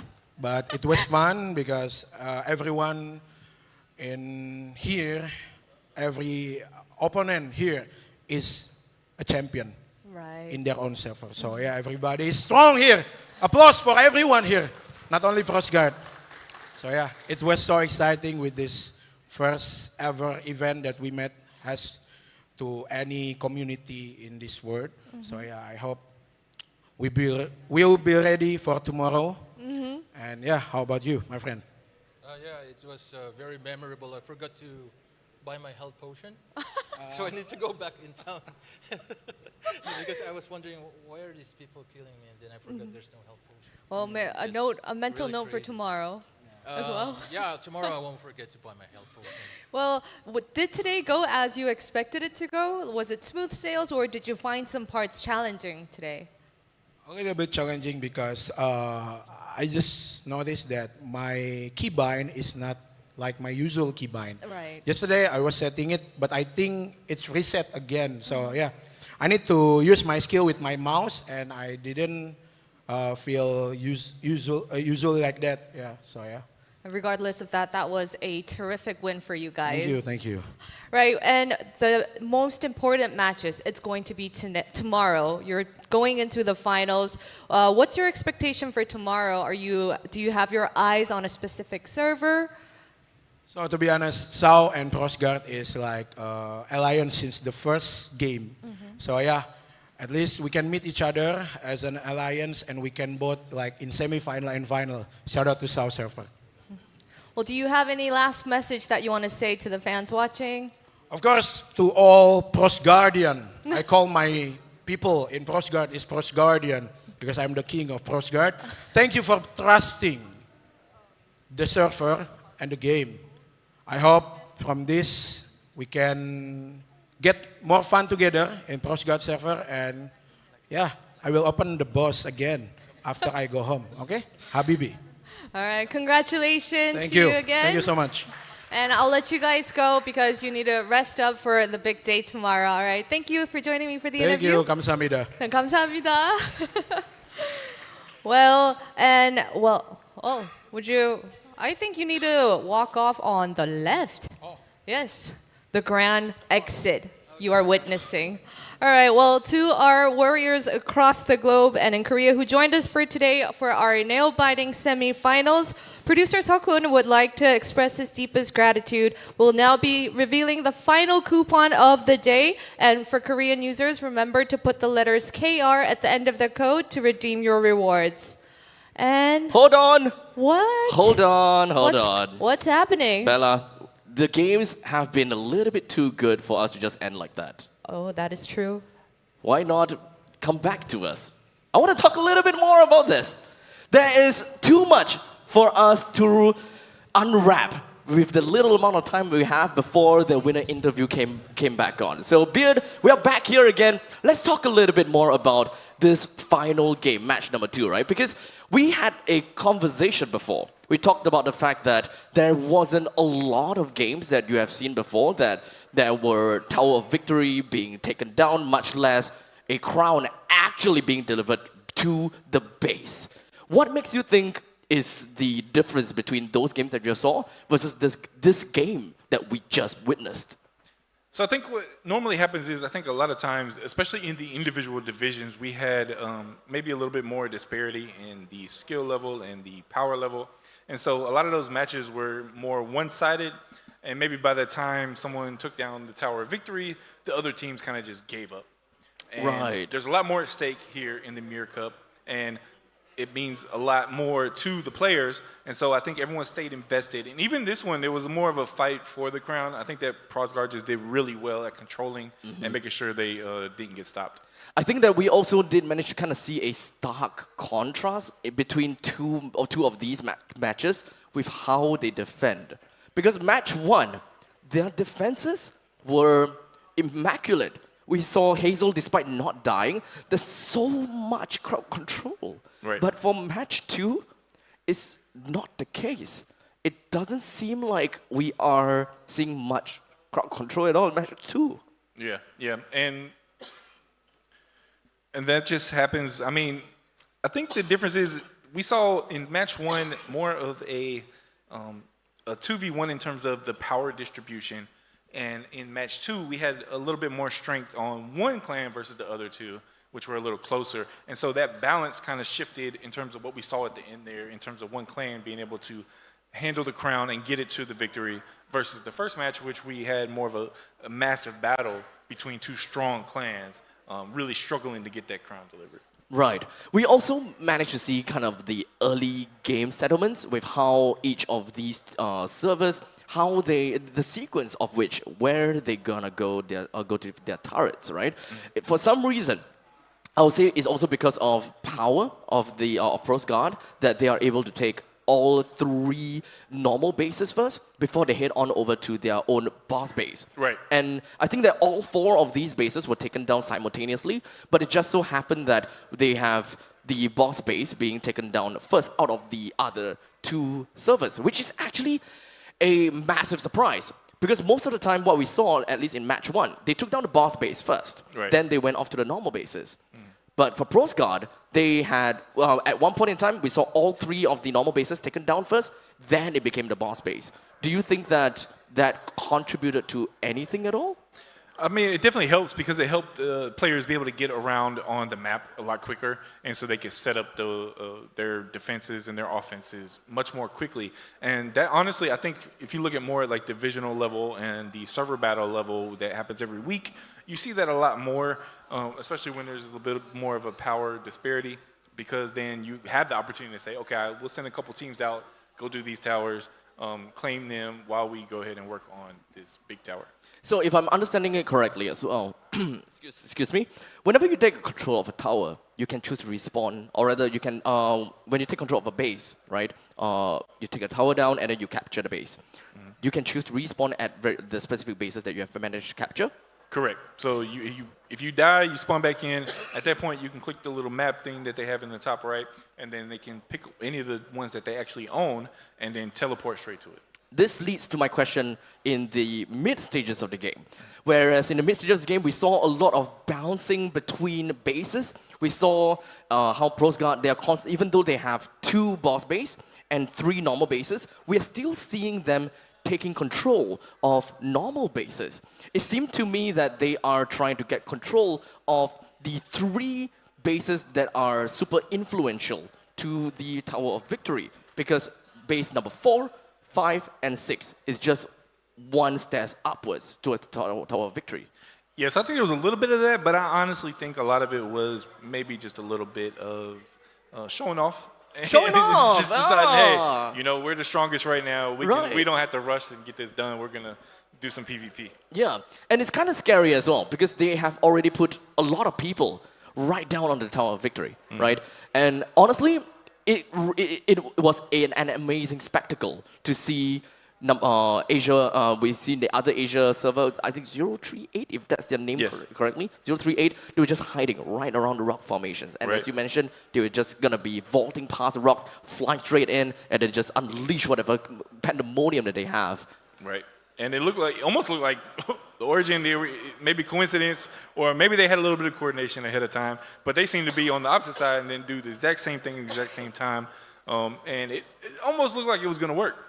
It looked like it, and I think that they did manage to slow down the progress, but that did not stop Pros Guard in taking down the tower, and it didn't stop them from acquiring the crown as well. Yeah, they acquired the crown, and even that, they didn't even designate any particular person to carry the crown. They said, hey, we'll defend whoever picks it up. Yeah, and honestly, during the entire notion of watching the crown bearer walk his way to the victory area, we see a lot of Pros Guard players just hovering around the crown bearer just to ensure that, you know, if there are any single target or targeting spells, it will hit the masses instead of the one that's right smack in the center. Yeah, really controlling that AoE, hitting the right people.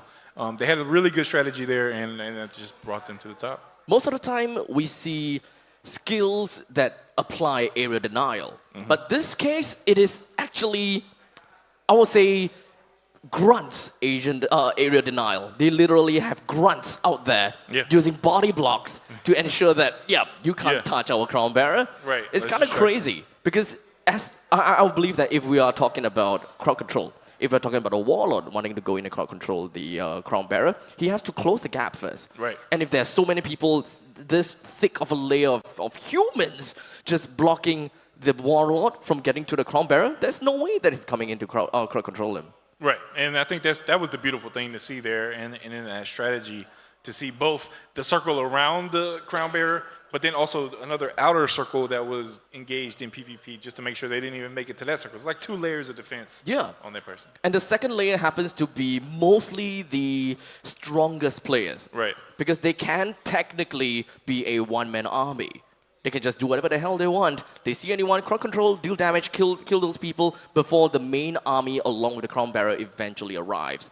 So this is a strategy that we saw from the side of Pros Guard, which is largely different from the previous match, actually, right? Yeah, and I think that, well, I think the previous match, it was harder to even set that up. And again, I think it was the balance of the teams that were participating that really impacted that. And I think what I would love to know is right there at the end, was that planned for King Pros Guard to get that crown, you know, and a little bit of a show off there at the end. A little bit of a heroic round kind of situation, right? That was a real nice touch there, and especially with those dashes, I'll have to ask him next time I see him. Yeah, I mean, he did kind of like show up. He really did show up. We originally expected that maybe some of the stronger berserkers, or heck, even the Declan, because he is a warlord after all. So for me, I would not expect an archer. I would not expect literally anyone except for a berserker or a warlord to be the crown bearer. Right. So if the number 1 player is going to be a crown bearer, then you are definitely going to survive. Right. That is the situation if we are kind of bringing down the clock. But it seems like for Pros Guard, that is not their case. They just want to win. Yeah, and they wanted to show off a little bit while doing it. This is the point whereby they just touched down. Touchdown. There is no way that the either servers are going to be coming in to stop them. In fact, the final moment, there weren't a lot of people at all. Yeah, honestly, yeah. I think it might have been a little bit of a, just a little bit of a struggle there at the end and just kind of a little bit of, not giving up, but a little less effort. Actually, now that I think about it, right? How were the towers chosen? Like once you get the crown, how does the system choose which tower do you gotta go to? Well, that's random. So that's the fact that you don't know which one it's going to be. It's completely random. Yeah. Then the luck of the draw, technically speaking, played against Asia 1 in match 1. Because from what I remember very well was that when they were trying to make their way, were they trying to make their way to number 1 or number 3? To me, it looked like they were going toward number 1. 1, right? Yeah. Because there were a lot of players from, I would believe that it's from South America. They were spawning from 1, and they were just flooding right in, ensuring that they would not be able to make it to 1, only for us to slowly realize, wait, are they actually going to number 3? Which is kind of weird, considering that they can just go all the way down south. Yeah, and I think that was just a circumstantial thing in the match. I don't know for sure, but I'm assuming what happened there was probably a flood of people at the south, so they were going to try to take it up and around to get through. Otherwise, they would have had to try to push through a big crowd automatically. So, I don't know. I think that the first match both matches were excellent. They were fun. They were. A lot of fun, and I definitely love seeing that end right there with those 3 dashes and slamming that crown there.